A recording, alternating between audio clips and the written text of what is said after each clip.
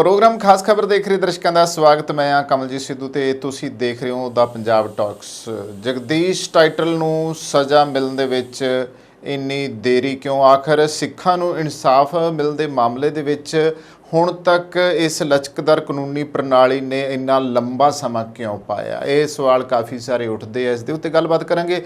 ते दूसरे पासे इमरान खान नूं पाकिस्तान दे विच सज़ा दित्ती गई है। उत्थों दी की हालात ने मौजूदा ते की लीडरशिप का हाल है, किधर नूं मूँह चुकी बैठे उधर के लीडर जिहड़े ने, तां इस दे उत्ते गल करांगे। पहली खबर वल आउने आ।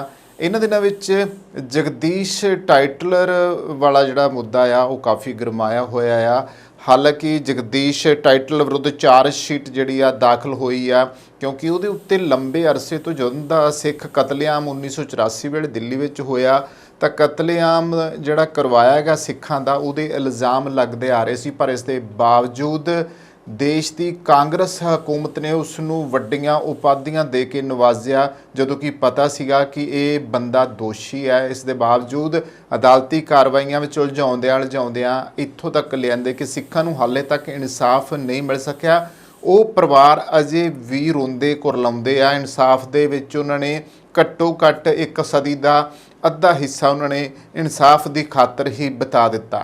ਜਗਦੀਸ਼ ਟਾਈਟਲਰ ਤੇ ਇਹਨਾਂ ਦਿਨਾਂ ਵਿੱਚ ਹੋਇਆ ਇੱਦਾਂ ਆ ਕਿ ਸਿੱਖ ਕਤਲੇਆਮ ਦਾ ਦੋਸ਼ ਜਿਹੜਾ ਆ ਉਹ ਲਗਾ ਦਿੱਤਾ ਗਿਆ ਆ। 1984 ਵਿੱਚ ਸਿੱਖਾਂ ਨਾਲ ਰੂਹ ਕੰਬਾਊ ਦਰਿੰਦਗੀ ਦੀਆਂ ਹੱਦਾਂ ਪਾਰ ਕੇ ਜੋ ਜ਼ੁਲਮ ਢਾਇਆ ਗਿਆ ਸੀਗਾ, ਉਸ ਦੀ ਇੱਕ ਮਹੱਤਵਪੂਰਨ ਸਿਆਸੀ ਪੁਰਜੇ ਉੱਤੇ ਕਤਲ ਕਰਨ ਦੇ ਤੇ ਹੋਰ ਦੋਸ਼ ਅਦਾਲਤ ਵਿੱਚ ਲਗਾ ਦੇਣ ਦਾ ਇੱਕ ਛੋਟਾ ਜਿਹਾ ਕਦਮ ਨਿਆਂ ਮਿਲਣ ਵਿੱਚ ਦੇਰੀ ਨਿਆਂ ਪ੍ਰਣਾਲੀ ਦੀ ਸੁਸਤ ਰਫਤਾਰ ਦਾ ਸਬੂਤ ਹੈ। ਪਰ ਫਿਰ ਵੀ ਇਤਿਹਾਸ ਵਿੱਚ ਇਹ ਜ਼ਰੂਰ ਦਰਜ ਹੋਵੇਗਾ ਕਿ ਕਿਸ ਤਰ੍ਹਾਂ ਇੱਕ ਤਾਕਤਵਰ ਸਿਆਸਤਦਾਨ ਤਾਕਤ ਦੇ ਨਸ਼ੇ ਵਿੱਚ ਅੰਨਾ ਹੋ ਗਿਆ ਕਿ ਉਹ ਇਨਸਾਨੀਅਤ ਨੂੰ ਭੁਲਾ ਕੇ ਇੱਕ ਕੌਮ ਦੀ ਤਬਾਹੀ ਵਾਸਤੇ ਇਨਸਾਨ ਤੋਂ ਹੈਵਾਨ ਬਣ ਤੋਂ ਵੀ ਨਾ ਝਿਜਕਿਆ।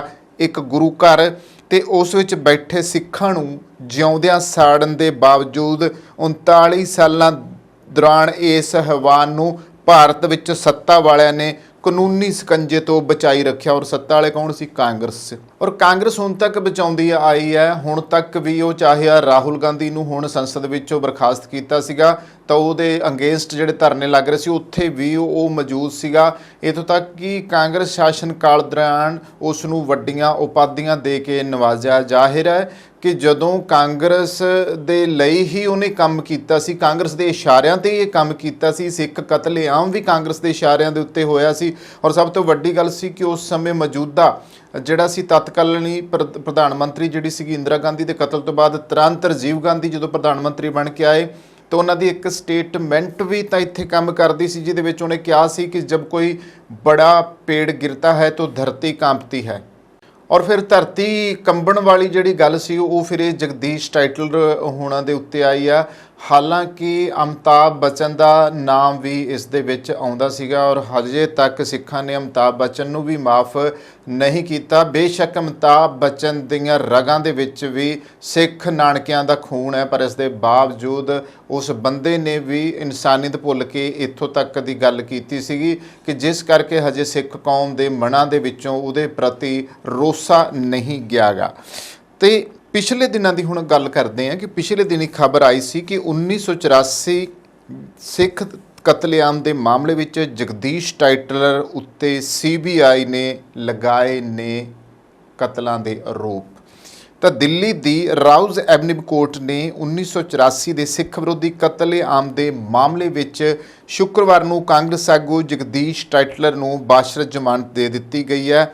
ਕੇਂਦਰੀ ਜਾਂਚ ਬਿਊਰੋ ਯਾਨੀ ਕਿ CBI ਨੇ ਕਾਂਗਰਸ ਆਗੂ ਜਗਦੀਸ਼ ਟਾਈਟਲਰ ਤੇ ਦਿੱਲੀ ਦੇ ਗੁਰਦੁਆਰਾ ਪੁਲ ਬੰਗਸ਼ ਵਿਖੇ ਸਿੱਖਾਂ ਦੀ ਕਤਲੇਆਮ ਲਈ ਭੀੜ ਨੂੰ ਉਕਸਾਉਣ ਦਾ ਆਰੋਪ ਲਗਾਇਆ ਹੈ। CBI ਦੀ ਚਾਰਜਸ਼ੀਟ ਵਿੱਚ ਉਸ ਉੱਤੇ ਸਿੱਖ ਦੰਗਿਆਂ ਦੇ ਸਿਲਸਿਲੇ ਵਿੱਚ ਕਤਲ ਦਾ ਆਰੋਪ ਦੱਸਿਆ ਜਾ ਰਿਹਾ ਹੈ। CBI ਦੀ ਚਾਰਜ ਸ਼ੀਟ ਦੇ ਵਿੱਚ ਇੱਕ ਗਵਾਹ ਦੇ ਹਵਾਲੇ ਨਾਲ ਕਿਹਾ ਗਿਆ ਹੈ ਕਿ ਉਸਨੇ ਕਾਂਗਰਸੀ ਆਗੂ ਨੂੰ ਆਪਣੀ ਕਾਰ ਵਿੱਚੋਂ ਉਤਰਦਿਆਂ ਦੇਖਿਆ। ਜਿਹੜਾ ਮੌਜੂਦਾ ਗਵਾਹ ਸੀ ਨਾ ਉਸ ਸਮੇਂ ਦਾ, ਉਹਨੇ ਦੱਸਿਆ, ਜਿਹੜੀ ਆਪਣੀ ਗਵਾਹੀ ਦਿੱਤੀ ਹੈ, ਆਪਣਾ ਜਿਹੜਾ ਬਿਆਨ ਦਿੱਤਾ ਹੈ, ਉਹਦੇ ਵਿੱਚ ਉਹਨੇ ਦੱਸਿਆ ਕਿ ਆਪਣੀ ਕਾਰ ਦੇ ਵਿੱਚੋਂ ਉਸ ਨੇ ਟਾਈਟਲਰ ਨੂੰ ਉਤਰਦਿਆਂ ਅਤੇ ਭੀੜ ਨੂੰ ਜਿਹੜਾ ਹੈ ਉਕਸਾਉਂਦਿਆਂ ਦੇਖਿਆ ਹੈ। ਟਾਈਟਲਰ ਨੇ ਭੀੜ ਨੂੰ ਸਿੱਖਾਂ ਨੂੰ ਮਾਰਨ ਲਈ ਉਕਸਾਇਆ, ਜਿਸ ਦੇ ਸਿੱਟੇ ਵਜੋਂ ਭੀੜ ਨੇ ਗੁਰਦੁਆਰਾ ਪੁਲ ਬੰਗਸ਼ ਨੂੰ ਅੱਗ ਲਗਾ ਦਿੱਤੀ। 1 ਨਵੰਬਰ 1984 ਨੂੰ ਸਿੱਖ ਭਾਈਚਾਰੇ ਦੇ 3 ਲੋਕਾਂ ਦਾ ਕਤਲ ਕਰ ਦਿੱਤਾ।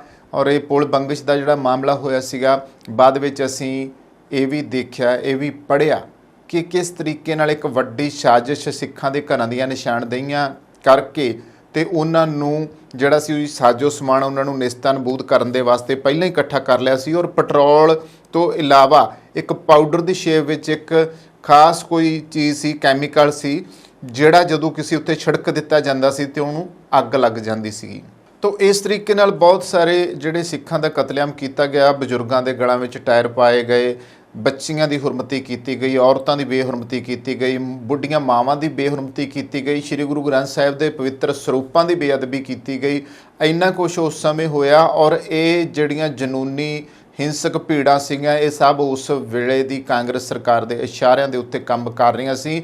ਨਹੀਂ ਤਾਂ ਅੰਨਾ ਬੋਲਾ ਕਾਨੂੰਨ ਇਸ ਦੇਸ਼ ਦਾ ਜਾਂ ਸੁਪਰੀਮ ਕੋਰਟ ਤੱਕ ਨੇ ਉਸ ਵੇਲੇ ਕੋਈ ਇੱਦਾਂ ਦਾ ਮੁੱਦਾ ਨਾ ਚੱਕਿਆ, ਨਾ ਕੋਈ ਗੱਲ ਕੀਤੀ। ਔਰ ਚੁੱਪ ਕਰਕੇ ਅੱਖਾਂ ਮੀਟ ਕੇ ਕਾਨੂੰਨ ਤੱਕ ਸੁੱਤਾ ਰਿਹਾ ਆ। ਔਰ ਇਹ ਗੱਲਾਂ ਹੋ ਗਈਆਂ ਔਰ ਸਿੱਖਾਂ ਦਾ ਐਡਾ ਵੱਡਾ ਜਿਹੜਾ ਨੁਕਸਾਨ ਕੀਤਾ ਗਿਆ। ਸਮਾਚਾਰ ਏਜੰਸੀ PTI ਦੇ ਅਨੁਸਾਰ ਚਾਰਜਸ਼ੀਟ ਵਿੱਚ ਗਵਾਹ ਦੀ ਤਰਫੋਂ ਇਹ ਵੀ ਕਿਹਾ ਗਿਆ ਕਿ ਉਸਨੇ ਭੀੜ ਨੂੰ ਉਸ ਦੀ ਦੁਕਾਨ ਲੁੱਟਦੇ ਵੇਖਿਆ, ਪਰ ਉਸਨੇ ਜਲਦੀ ਤੋਂ ਜਲਦੀ ਵਾਪਸ ਉੱਥੋਂ ਜਾਣ ਦਾ ਜਿਹੜਾ ਸੀ ਫੈਸਲਾ ਕੀਤਾ। ਪਰ ਵਾਪਸ ਆਉਂਦੇ ਸਮੇਂ ਜਦੋਂ ਉਹ ਗੁਰਦੁਆਰਾ ਪੁਲ ਬੰਗਸ਼ ਦੇ ਨੇੜੇ ਮੁੱਖ ਸੜਕ ਦੇ ਉੱਤੇ ਉਸ ਨੇ ਇੱਕ ਚਿੱਟੇ ਰੰਗ ਦੀ ਅੰਬੈਸਡਰ ਕਾਰ ਦੇਖੀ, ਜਿਸ 'ਚੋਂ ਆਰੋਪੀ ਜਗਦੀਸ਼ ਟਾਈਟਲਰ ਨਿਕਲ ਰਿਹਾ ਸੀ। ਆਰੋਪੀ ਟਾਈਟਲਰ ਨੇ ਭੀੜ ਨੂੰ ਪਹਿਲਾਂ ਸਿੱਖਾਂ ਨੂੰ ਮਾਰਨ ਅਤੇ ਫਿਰ ਲੁੱਟਣ ਦੇ ਲਈ ਉਕਸਾਇਆ। ਉਸ ਤੋਂ ਬਾਅਦ ਇਹ ਹੋਇਆ ਸੀ। ਇਹ ਤਾਂ ਮੈਂ ਦੱਸ ਦੇਣਾ ਚਾਹੂੰਗਾ ਕਿ ਆਖਰ ਪੁਲ ਬੰਗਸ਼ ਦਾ ਇਹ ਮਾਮਲਾ ਪੂਰਾ ਹੋਇਆ ਕੀ ਸੀਗਾ। 31 ਅਕਤੂਬਰ 1984 ਦਾ ਦਿਨ ਸੀਗਾ। ਤਤਕਾਲੀ ਪ੍ਰਧਾਨ ਮੰਤਰੀ ਇੰਦਰਾ ਗਾਂਧੀ ਦੇ ਕਤਲ ਤੋਂ ਬਾਅਦ ਰਾਜਧਾਨੀ ਦਿੱਲੀ ਸਮੇਤ ਭਾਰਤ ਵਿੱਚ ਕਈ ਥਾਂ ਹਿੰਸਾ ਸ਼ੁਰੂ ਹੋ ਗਈ। ਦਿੱਲੀ ਦੇ ਆਜ਼ਾਦ ਮਾਰਕੀਟ ਇਲਾਕੇ ਵਿੱਚ ਹਿੰਸਕ ਹੋਈ ਭੀੜ ਨੇ 1 ਨਵੰਬਰ 1984 ਨੂੰ ਗੁਰਦੁਆਰਾ ਪੁਲ ਬੰਗਸ਼ ਸਾਹਿਬ ਨੂੰ ਅੱਗ ਲਗਾ ਦਿੱਤੀ ਗਈ। ਭੀੜ ਵੱਲੋਂ ਪੁਲ ਬੰਗਸ਼ ਇਲਾਕੇ ਕੋਲ ਮੌਜੂਦ ਸਿੱਖਾਂ ਉੱਪਰ ਵੀ ਹਮਲਾ ਕੀਤਾ ਗਿਆ। ਭੀੜ ਨੇ 3 ਸਿੱਖ, ਜਿਨ੍ਹਾਂ ਦਾ ਨਾਮ ਗੁਰਚਰਨ ਸਿੰਘ, ਸਰਦਾਰ ਠਾਕੁਰ ਸਿੰਘ ਅਤੇ ਬਾਦਲ ਸਿੰਘ ਸੀ, ਨੂੰ ਮਾਰ ਦਿੱਤਾ। ਮੌਤ ਅੱਗ ਵਿੱਚ ਸੜ ਜਾਣ ਨਾਲ ਹੋਈ ਸੀ। ਜਿਵੇਂ ਮੈਂ ਦੱਸਿਆ ਨਾ ਵੀ ਚਿੱਟਾ ਪਾਊਡਰ ਜਾਂ ਪੈਟਰੋਲ ਜਾਂ ਤੇਲ ਪਾ ਕੇ ਉਹਨਾਂ ਨੂੰ ਸਾੜ ਦਿੱਤਾ ਜਾਂਦਾ ਸੀ ਜਿਉਂਦਿਆਂ ਨੂੰ, ਇੱਦਾਂ ਹੀ ਉਹਨਾਂ ਨਾਲ ਕੀਤਾ ਗਿਆ। ਭੀੜ ਵੱਲੋਂ ਇਸ ਦੇ ਨਜ਼ਦੀਕ ਬਾੜਾ ਹਿੰਦੂ ਰਾਓ ਇਲਾਕੇ ਵਿੱਚ ਵੀ ਅੱਗ ਲਗਾ ਦਿੱਤੀ ਗਈ। ਔਰ ਜਸਟਿਸ ਨਾਨਾਵਤੀ ਦੀ ਅਗਵਾਈ ਵਿੱਚ 1984 ਦੇ ਵਿੱਚ ਹੋਈ ਹਿੰਸਾ ਦੀ ਜਾਂਚ ਵਾਸਤੇ ਨਾਨਾਵਤੀ ਕਮਿਸ਼ਨ ਦਾ ਗਠਨ ਹੋਇਆ ਸੀ। CBI ਵੱਲੋਂ ਨਵੰਬਰ 2005 ਦੇ ਵਿੱਚ 1984 ਸਿੱਖ ਕਤਲੇਆਮ ਬਾਰੇ ਮਾਮਲਾ ਦਰਜ ਕੀਤਾ ਗਿਆ ਸੀ। 2023 ਵਿੱਚ CBI ਨੇ ਤਤਕਾਲੀ ਸੰਸਦ ਮੈਂਬਰ ਜਗਦੀਸ਼ ਟਾਈਟਲਰ ਖਿਲਾਫ ਦਿੱਲੀ ਦੀ ਰਾਉਜ਼ ਐਵਨਿਊ ਅਦਾਲਤ ਵਿੱਚ ਚਾਰਜਸ਼ੀਟ ਦਾਖਲ ਕੀਤੀ ਅਤੇ ਆਖਿਆ ਕਿ ਟਾਈਟਲਰ ਨੇ ਕਥਿਤ ਤੌਰ ਤੇ ਗੁਰਦੁਆਰਾ ਪੁਲ ਬੰਗਸ਼ ਵਿਖੇ ਇਕੱਠੀ ਹੋਈ ਭੀੜ ਨੂੰ ਉਕਸਾਇਆ, ਜਿਸ ਦੇ ਨਤੀਜੇ ਵਜੋਂ ਭੀੜ ਨੇ 3 ਸਿੱਖਾਂ ਨੂੰ ਕਤਲ ਕਰ ਦਿੱਤਾ, ਗੁਰਦੁਆਰਾ ਸਾਹਿਬ ਨੂੰ ਅੱਗ ਲਗਾ ਦਿੱਤੀ ਅਤੇ ਦੁਕਾਨਾਂ ਨੂੰ ਲੁੱਟਿਆ ਗਿਆ ਆ। ਪਰ ਹੈਰਾਨੀ ਹੈ ਕਿ ਉਹ ਕਾਂਗਰਸ ਜਿਹੜੀ ਹੈ ਉਹ ਸਾਰੇ ਉਹਨਾਂ ਦੇ ਦਿੱਗਜ ਲੀਡਰ ਜਿਹੜੇ ਸੀ ਉਹ ਅੱਖਾਂ ਹੀ ਬੰਦ ਕਰਕੇ ਬਹਿ ਗਏ, ਜਦੋਂ ਕਿ ਪਤਾ ਸੀ ਕਿ ਦੇਸ਼ ਦੇ ਵਿੱਚ ਜਿਨ੍ਹਾਂ ਲੋਕਾਂ ਨੇ ਉਹਦੇ ਖਿਲਾਫ ਗਵਾਹੀਆਂ ਦਿੱਤੀਆਂ, ਜਿਨ੍ਹਾਂ ਸਿੱਖਾਂ ਨੇ ਗਵਾਹੀਆਂ ਦਿੱਤੀਆਂ, ਕਿ ਉਹਨਾਂ ਦਾ ਹੀ ਇੱਕ ਪਾਰਟੀ ਲੀਡਰ ਇਹੋ ਜਿਹੀ ਘਿਨਾਉਣੀ ਹਰਕਤ, ਔਰ ਉਹ ਵੀ ਮਨੁੱਖਤਾ ਦੇ ਕਤਲ ਵਰਗੀ ਹਰਕਤ ਔਰ ਉਕਸਾਉਣ ਵਾਲੀ ਹਰਕਤ, ਜਿਹੜੀ ਕਿ ਵਾਕਿਆ ਹੀ ਉਹ ਉਸ ਦਾ ਇੱਕ ਦੇਸ਼ ਧਰੋਹੀ ਹੈ ਅਜਿਹਾ ਕਰ ਸਕਦਾ ਹੈ, ਜਿਸ ਨੇ ਆਪਣੇ ਹੀ ਲੋਕਾਂ ਨਾਲ ਅਜਿਹਾ ਕਰਨ ਲਈ ਉਸ ਸਮੇਂ ਦੀਆਂ ਭੜਕੀਆਂ ਜਨੂਨੀ ਭੀੜਾਂ ਨੂੰ ਉਕਸਾਇਆ, ਤਾਂ ਉਹਨੂੰ ਵੱਡੇ ਅਹੁਦੇ ਦੇ ਕੇ ਅੱਜ ਤੱਕ ਕਾਂਗਰਸ ਨੇ ਨਿਵਾਜਿਆ। ਤਾਂ ਦਿੱਲੀ ਵਿਧਾਨ ਸਭਾ ਦੀ ਵੈਬਸਾਈਟ ਉੱਪਰ ਦਰਜ ਜਾਣਕਾਰੀ ਮੁਤਾਬਕ ਤੁਸੀਂ ਦੇਖ ਸਕਦੇ ਹੋ ਜਗਦੀਸ਼ ਟਾਈਟਲਰ ਦੀ ਉਮਰ ਤਕਰੀਬਨ 80 ਸਾਲ ਹੈ। ਉਹ ਸਾਲ 1984 ਵਿੱਚ ਦਿੱਲੀ ਤੋਂ ਸੰਸਦ ਮੈਂਬਰ ਚੁਣਿਆ ਗਿਆ। 91 ਵਿੱਚ ਉਸ ਨੇ ਮੁੜ ਜਿੱਤ ਹਾਸਲ ਕੀਤੀ ਤੇ ਸੰਸਦ ਪਹੁੰਚਿਆ। ਸਾਲ 1986 ਤੋਂ 1996 ਤੱਕ ਉਹ ਭਾਰਤ ਸਰਕਾਰ ਦੇ ਕਈ ਮੰਤਰਾਲਿਆਂ ਵਿੱਚ ਕੇਂਦਰੀ ਰਾਜ ਮੰਤਰੀ ਰਿਹਾ, ਜਿਸ ਵਿੱਚ ਕੋਲਾ, ਸੈਰ ਸਪਾਟਾ, ਸਿਵਲ ਐਵੀਏਸ਼ਨ ਸ਼ਾਮਲ ਨੇ। ਸਾਲ 2004 ਤੋਂ 2009 ਵਿੱਚ ਵੀ ਪਾਰਟੀ ਵੱਲੋਂ ਟਾਈਟਲਰ ਨੂੰ ਲੋਕ ਸਭਾ ਚੋਣਾਂ ਵਿੱਚ ਟਿਕਟ ਦਿੱਤੀ ਗਈ। 2004 ਦੀਆਂ ਚੋਣਾਂ ਫਿਰ ਵੇਖੋ ਜਿਤਾ ਵੀ ਦਿੱਤੀਆਂ, ਲੋਕ ਵੀ ਉੱਤੇ ਇੰਨਾ ਵਿਸ਼ਵਾਸ ਕਰ ਗਏ ਕਿ 2004 ਦੀਆਂ ਚੋਣਾਂ ਜਿੱਤ ਕੇ ਉਹ ਸੰਸਦ ਦਾ ਫਿਰ ਹਿੱਸਾ ਬਣਿਆ ਰਿਹਾ, ਫਿਰ ਕੇਂਦਰੀ ਮੰਤਰੀ ਮੰਡਲ ਦਾ ਵੀ ਹਿੱਸਾ ਰਿਹਾ, ਤੇ 2009 ਵਿੱਚ ਵਿਵਾਦ ਤੋਂ ਬਾਅਦ ਟਿਕਟ ਵਾਪਸ ਲੈ ਲਈ ਗਈ ਸੀ।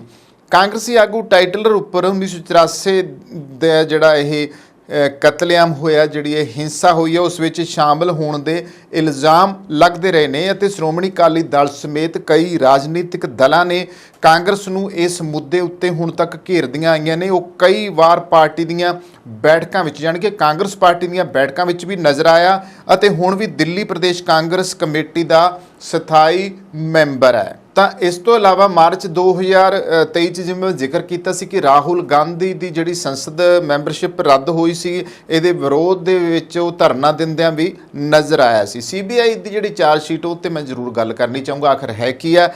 ਚਾਰਜ ਸ਼ੀਟ ਵਿੱਚ ਇੱਕ ਹੋਰ ਗਵਾਹ ਦਾ ਵੀ ਜ਼ਿਕਰ ਕੀਤਾ ਗਿਆ ਜਿਸ ਨੇ ਇੱਕ ਭੀੜ ਨੂੰ ਪੈਟਰੋਲ ਦੇ ਡੱਬੇ, ਡਾਂਗਾਂ, ਤਲਵਾਰਾਂ ਅਤੇ ਰਾਡਾਂ ਲੈ ਕੇ ਜਾਂਦੇ ਦੇਖਿਆ ਸੀ। ਗਵਾਹ ਮੁਤਾਬਕ ਟਾਈਟਲਰ ਉਸ ਸਮੇਂ ਸੰਸਦ ਮੈਂਬਰ ਸੀ ਤੇ ਉਹ ਗੁਰਦੁਆਰਾ ਪੁਲ ਬੰਗਸ਼ ਦੇ ਸਾਹਮਣੇ ਮੌਜੂਦ ਸੀ। ਕਾਂਗਰਸੀ ਆਗੂ ਭੀੜ ਨੂੰ ਗੁਰਦੁਆਰੇ ਉੱਤੇ ਹਮਲਾ ਕਰਨ ਲਈ ਉਕਸਾ ਰਿਹਾ ਸੀਗਾ। ਗੱਲ ਕਰਦੇ ਹਾਂ 2000 ਦੀ ਨਾਨਾਵਤੀ ਕਮਿਸ਼ਨ, ਜਿਹੜਾ ਜਸਟਿਸ ਨਾਨਾਵਤੀ ਸੀਗਾ, ਉਹ ਕਮਿਸ਼ਨ ਆਫ ਇਨਕੁਆਇਰੀ ਅੱਗੇ ਦਾਇਰ ਇੱਕ ਹਲਫਨਾਮੇ ਵਿੱਚ ਗਵਾਹ ਦੇ ਬਿਆਨ ਦਾ ਹਵਾਲਾ ਦਿੱਤਾ ਗਿਆ ਸੀ। ਉਸਨੇ ਦਿੱਲੀ ਵਿੱਚ TB ਹਸਪਤਾਲ ਦੇ ਗੇਟ ਕੋਲੇ ਲੋਕਾਂ ਦੇ ਇੱਕ ਸਮੂਹ ਨੂੰ ਖੜੇ ਦੇਖਿਆ, ਜਿੱਥੇ ਇੱਕ ਕਾਰ ਆਰੋਪੀ ਟਾਈਟਲਰ ਨੂੰ ਭਜਾ ਕੇ ਲੈ ਕੇ ਆਈ। ਉਹ ਲੋਕਾਂ ਨੂੰ ਝਿੜਕ ਰਿਹਾ ਸੀ, ਇੱਥੇ ਹੀ ਇਹ ਕਹਿੰਦੇ ਹੋਏ ਕਿ ਉਸ ਦੀਆਂ ਹਦਾਇਤਾਂ ਦੀ ਪਾਲਣਾ ਨਹੀਂ ਕੀਤੀ ਗਈ। ਇਹ ਦੂਜਾ ਮੁੱਦਾ ਆ।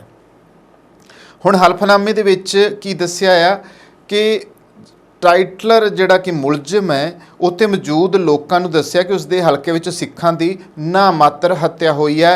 ਉਹਨਾਂ ਨੇ ਵੱਡੇ ਪੈਮਾਨੇ 'ਤੇ ਸਿੱਖਾਂ ਦੀ ਹੱਤਿਆ ਦਾ ਵਾਅਦਾ ਕੀਤਾ ਸੀ ਅਤੇ ਪੂਰੀ ਸੁਰੱਖਿਆ ਦੀ ਮੰਗ ਕੀਤੀ ਸੀ, ਪਰ ਤੁਸੀਂ ਮੇਰੇ ਨਾਲ ਧੋਖਾ ਕੀਤਾ ਅਤੇ ਮੈਨੂੰ ਨਿਰਾਸ਼ ਕੀਤਾ।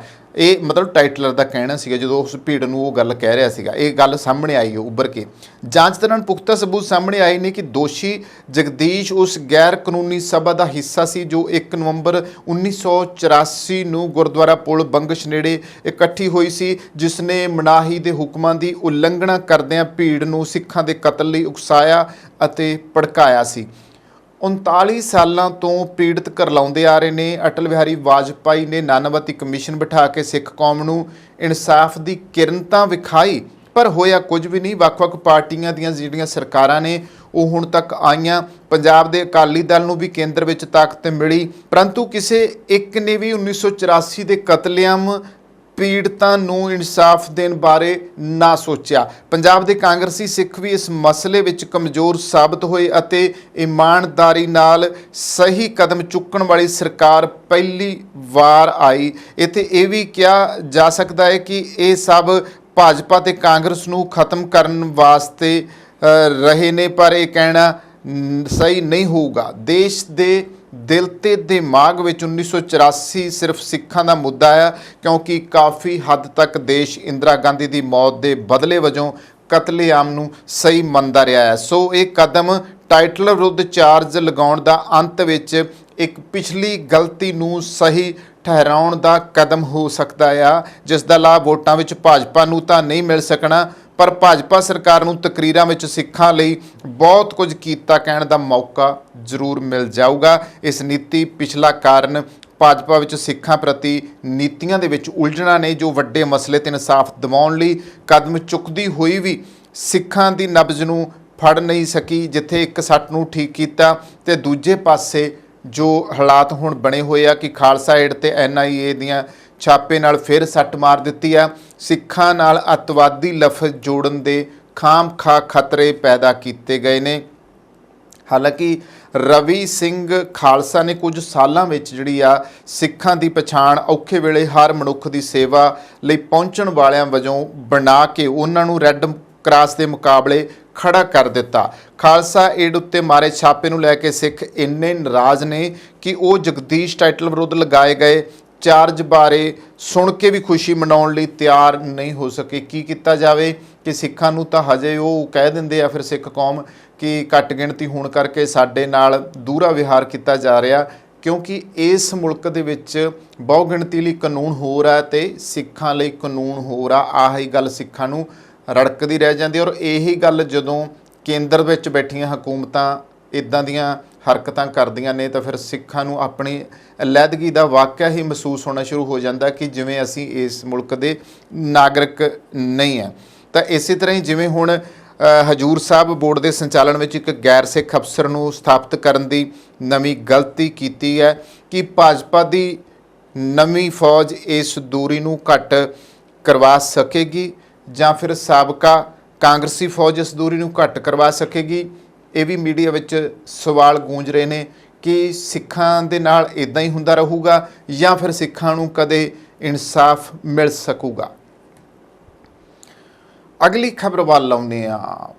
5 ਅਗਸਤ ਦੀ ਖਬਰ ਹੈ ਕਿ ਪਾਕਿਸਤਾਨ ਦੇ ਸਾਬਕਾ ਪ੍ਰਧਾਨ ਮੰਤਰੀ ਇਮਰਾਨ ਖਾਨ ਨੂੰ ਤੋਸ਼ੇਖਾਨੇ ਮਾਮਲੇ ਦੇ ਵਿੱਚ 3 ਸਾਲ ਦੀ ਸਜ਼ਾ ਦਿੱਤੀ ਗਈ ਹੈ। ਇਸ ਟਾਈਮ ਮੌਜੂਦਾ ਜਦੋਂ ਮੈਂ ਤੁਹਾਡੇ ਨਾਲ ਖਬਰ ਸਾਂਝੀ ਕਰ ਰਿਹਾ ਤਾਂ ਇਮਰਾਨ ਖਾਨ ਜੇਲ੍ਹ ਦੀ ਕੋਠੜੀ ਵਿੱਚ ਸਜ਼ਾ ਭੁਗਤ ਰਹੇ ਨੇ। ਹਾਲਾਂਕਿ ਉਹਨਾਂ ਨੇ ਆਪਣੀ ਜ਼ਮਾਨਤ ਦੇ ਵਾਸਤੇ ਅਪੀਲ ਵੀ ਕੀਤੀ ਹੈ।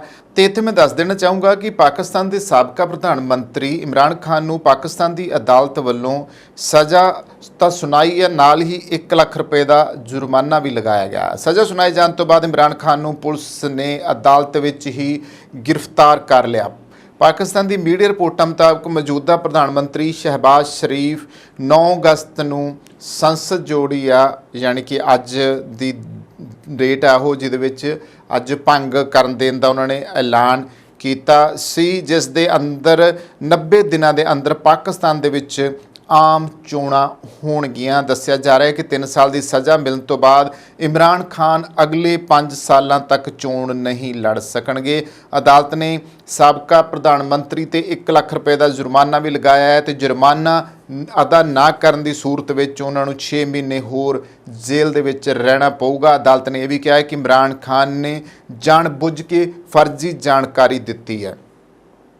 ਹੁਣ ਗੱਲ ਇਹ ਆਉਂਦੀ ਹੈ ਕਿ ਉਧਰੋਂ 3 ਮਹੀਨਿਆਂ ਦੇ ਬਾਅਦ ਇਲੈਕਸ਼ਨਾਂ ਕਰਾਉਣ ਦੀ ਗੱਲ ਆਉਂਦੀ ਪਈ ਆ ਤੇ ਇਮਰਾਨ ਖਾਨ ਜੇ ਇਸੇ ਤਰ੍ਹਾਂ ਇਹਨਾਂ ਦੀ ਸਜ਼ਾ ਜਾਰੀ ਰਹੀ ਤਾਂ ਅਗਲੇ 5 ਸਾਲਾਂ ਤੱਕ ਉਹ ਚੋਣ ਲੜਨ ਤੋਂ ਅਯੋਗ ਹੋ ਗਏ ਨੇ। ਪਾਕਿਸਤਾਨ ਤਹਿਰੀਕ ਇਨਸਾਫ ਪੰਜਾਬ ਨੇ ਪੁਸ਼ਟੀ ਕੀਤੀ ਹੈ ਕਿ ਇਮਰਾਨ ਖਾਨ ਨੂੰ ਕੋਟ ਲਖਪਤ ਦੀ ਜੇਲ੍ਹ ਲਿਜਾਇਆ ਜਾ ਰਿਹਾ। ਇਸ ਮਾਮਲੇ ਵਿੱਚ ਇਮਰਾਨ ਖਾਨ ਤੇ ਦੋਸ਼ੀ ਕਿ ਉਸਨੇ ਸੱਤਾ 'ਚ ਰਹਿੰਦਿਆਂ ਸਰਕਾਰੀ ਸਟੋਰਾਂ ਯਾਨੀ ਕਿ ਤੋਸ਼ਾਖਾਨਾ ਤੋਂ ਲਏ ਮਹਿੰਗੇ ਤੋਹਫੇ ਵੇਚ ਕੇ ਮੁਨਾਫਾ ਕਮਾਇਆ। ਹਾਲਾਂਕਿ ਇੱਥੇ ਇੱਕ ਗੱਲ ਕਹਿਣੀ ਬਣਦੀ ਹੈ ਕਿ ਇਮਰਾਨ ਖਾਨ ਜਦੋਂ ਆਏ ਅਸੀਂ ਜਦੋਂ ਸੱਤਾ ਵਿੱਚ ਸੀਗੇ ਤੇ ਅਸੀਂ ਇਹ ਸੁਣਦੇ ਆਏ ਸੀਗੇ ਕਿ ਇਮਰਾਨ ਖਾਨ ਨੇ ਜਿਹੜੀਆਂ ਪੁਰਾਣੀਆਂ ਮਹਿੰਗੀਆਂ ਗੱਡੀਆਂ ਮਹਿੰਗੇ ਜਿਹੜੇ ਤੋਹਾਈਫ ਸੀਗੇ ਉਹ ਸਾਰੇ ਵੇਚ ਕੇ ਤੇ ਉਹ ਪੈਸਾ ਜਿਹੜੀ ਪਾਕਿਸਤਾਨ ਦੇ ਭਲਾਈ ਦੇ ਕੰਮਾਂ ਦੇ ਉੱਤੇ ਹੀ ਖਰਚ ਕਰਦਾ ਸੀ, ਜਦੋਂ ਕਿ ਵਿਰੋਧੀ ਪਾਰਟੀਆਂ ਜਿਹੜੀਆਂ ਆ ਉਹ ਉਹਨਾਂ ਨੂੰ ਮਤਲਬ ਇਸ ਗੱਲ ਨੂੰ ਉਹਨਾਂ ਨੂੰ ਐਂ ਲੱਗਦਾ ਸੀ ਵੀ ਜੇ ਇਹ ਕੰਮ ਕਰਦਾ ਰਹਿਣਾ ਲੋਕ ਭਲਾਈ ਦਾ ਤਾਂ ਇਮਰਾਨ ਖਾਨ ਜ਼ਿਆਦਾਤਰ ਸੱਤਾ 'ਤੇ ਕਾਬਜ਼ ਰਹੂਗਾ ਤੇ ਉਹਨਾਂ ਨੂੰ ਮੌਕੇ ਨਹੀਂ ਮਿਲਣੇ।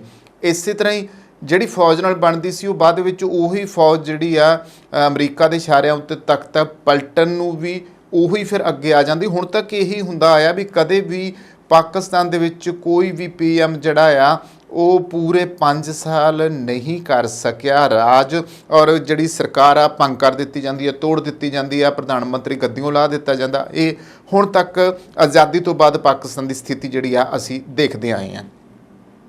ਤਾਂ ਜੇਲ੍ਹ 'ਚ ਬੰਦ ਪਾਕਿਸਤਾਨ ਦੇ ਸਾਬਕਾ ਪ੍ਰਧਾਨ ਮੰਤਰੀ ਇਮਰਾਨ ਖਾਨ ਨੇ ਮੰਗਲਵਾਰ ਨੂੰ ਤੋਸ਼ਾਖਾਨਾ ਭ੍ਰਿਸ਼ਟਾਚਾਰ ਮਾਮਲੇ 'ਚ ਉਹਨਾਂ ਨੂੰ ਦੋਸ਼ੀ ਠਹਿਰਾਏ ਜਾਣ ਵਾਲੇ ਹੇਠਲੀ ਅਦਾਲਤ ਦੇ ਫੈਸਲੇ ਨੂੰ ਚੁਣੌਤੀ ਦਿੱਤੀ ਤੇ ਕਿਹਾ ਕਿ ਇੱਕ ਪੱਖਪਾਤੀ ਜੱਜ ਦਾ ਫੈਸਲਾ ਉਚਿਤ ਪ੍ਰਕਿਰਿਆ ਅਤੇ ਨਿਰਪੱਖ ਸੁਣਵਾਈ ਦੇ ਚਿਹਰੇ 'ਤੇ ਚਪੇੜ ਅਤੇ ਨਿਆਂ ਦਾ ਮਜ਼ਾਕ ਹੈ।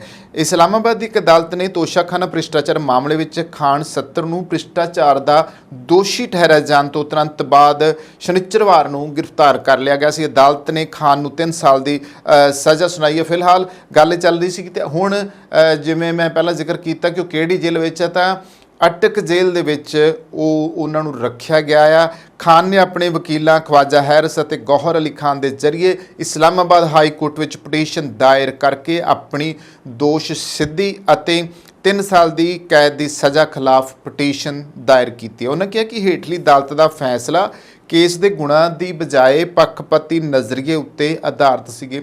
ਉਹ ਤੋਸ਼ੇਖਾਨੇ ਤੋਂ ਪਹਿਲਾਂ ਤਾਂ ਨਵਾਜ਼ ਸ਼ਰੀਫ ਹੋਣੀ ਵੱਡੀਆਂ ਘਪਲੇਬਾਜ਼ੀਆਂ ਕਰ ਗਏ ਨੇ। ਔਰ ਅਸੀਂ ਗਿਲਾਨੀ ਦੀ ਗੱਲ ਕਰ ਲਈਏ, ਯੂਸਫ ਰਜ਼ਾ ਗਿਲਾਨੀ ਜਿਹੜੇ ਪ੍ਰਧਾਨ ਮੰਤਰੀ ਰਹੇ ਨੇ, ਚਾਹੇ ਉਸ ਤੋਂ ਪਹਿਲਾਂ ਅਸੀਂ ਭੁੱਟੋ ਖਾਨਦਾਨ ਦੀ ਗੱਲ ਕਰ ਲਈ ਜਾਵੇ ਤਾਂ ਉਹ ਕਿੰਨੇ ਕੁ ਦੁੱਧ ਤੋਤੇ ਸੀ, ਉਹਨਾਂ ਨੇ ਵੀ ਬਥੇਰੀ ਲੁੱਟ ਮਚਾਈ ਆ। ਪਰ ਸਿਰਫ ਇਮਰਾਨ ਖਾਨ ਦਾ ਜਿਹਦੇ ਬਾਰੇ ਤਾਂ ਕਿਆਸ ਕੀਤਾ ਜਾਂਦਾ ਸੀ, ਹਾਲਾਂਕਿ ਸਾਡੇ ਨਾਲ ਉਹਨਾਂ ਦੀ ਸਾਂਝ ਰਹੀ ਆ ਕਿ ਕਰਤਾਰਪੁਰ ਦਾ ਸਾਹਿਬ ਸ਼੍ਰੀ ਗੁਰੂ ਨਾਨਕ ਦੇਵ ਜੀ ਦੇ ਪਵਿੱਤਰ ਮੁਕੱਦਸ ਅਸਥਾਨ ਦਾ ਜਿਹੜਾ ਲਾਂਘਾ ਸੀ ਉਹਨਾਂ ਨੇ ਖੁਲਵਾਇਆ ਔਰ ਸਿੱਖ ਕੌਮ ਨੂੰ ਜਿਹੜਾ ਸੀਗਾ ਉਹ ਆਉਣ ਜਾਣ ਦੀ ਜਿਹੜੀ ਆ ਉਹ ਉੱਥੇ ਖੁੱਲ੍ਹ ਮਿਲ ਗਈ ਆ, ਦਰਸ਼ਨ ਦਿਦਾਰੇ ਕਰਨ ਦੀ ਖੁੱਲ੍ਹ ਮਿਲ ਗਈ ਆ। ਪਰ ਇਮਰਾਨ ਦਾ ਇੱਕ ਅਕਸ ਚੰਗਾ ਸੀ ਕਿਉਂਕਿ ਉਹ ਸਾਬਕਾ ਕ੍ਰਿਕਟਰ ਵੀ ਰਹੇ ਨੇ ਔਰ ਨਵਜੋਤ ਸਿੰਘ ਸਿੱਧੂ ਹੁਣਾਂ ਦੇ ਨਾਲ ਖੇਡਦੇ ਰਹੇ ਨੇ, ਕਪਿਲ ਦੇਵ ਹੁਣਾਂ ਨਾਲ ਖੇਡਦੇ ਰਹੇ ਨੇ, ਰਵੀ ਸ਼ਾਸਤਰੀ ਹੁਣਾਂ ਨਾਲ, ਇਹ ਸਾਰੀਆਂ ਟੀਮਾਂ ਹੁੰਦੀਆਂ ਸੀ ਉਸ ਵੇਲੇ ਦੀਆਂ। ਪਰ ਹੋਇਆ ਕੀ ਹੈ ਕਿ ਇਮਰਾਨ ਖਾਨ ਦੇ ਉੱਤੇ ਆਸਾਂ ਸੀ ਕਿ ਦੋਸਤੀ ਦਾ ਹੱਥ ਜਿਹੜਾ ਸਾਡੇ ਮੁਲਕ ਦੇ ਨਾਲ ਮਜ਼ਬੂਤੀ ਨਾਲ ਵਧੇਗਾ। ਪਰ ਪਾਕਿਸਤਾਨ ਦੇ ਵਿੱਚ ਜਦੋਂ ਬੰਦਾ ਕਸ਼ਮੀਰ ਦੀ ਗੱਲ ਨਹੀਂ ਨਾ ਕਰਦਾ, ਪ੍ਰਧਾਨ ਮੰਤਰੀ ਕੋਈ ਵੀ ਹੋਵੇ, ਤੇ ਫਾਨਾ ਫਸਾ ਕੇ ਉਹਨੂੰ ਫਿਰ ਇਲਜ਼ਾਮ ਜਾਂ ਤਾਂ ਵਿਰੋਧੀ ਪਾਰਟੀਆਂ ਘੇਰ ਲੈਂਦੀਆਂ ਜਾਂ ਉੱਥੋਂ ਦੇ ਕੱਟੜਵਾਦੀ ਘੇਰ ਲੈਂਦੇ ਆ ਜਾਂ ਫਿਰ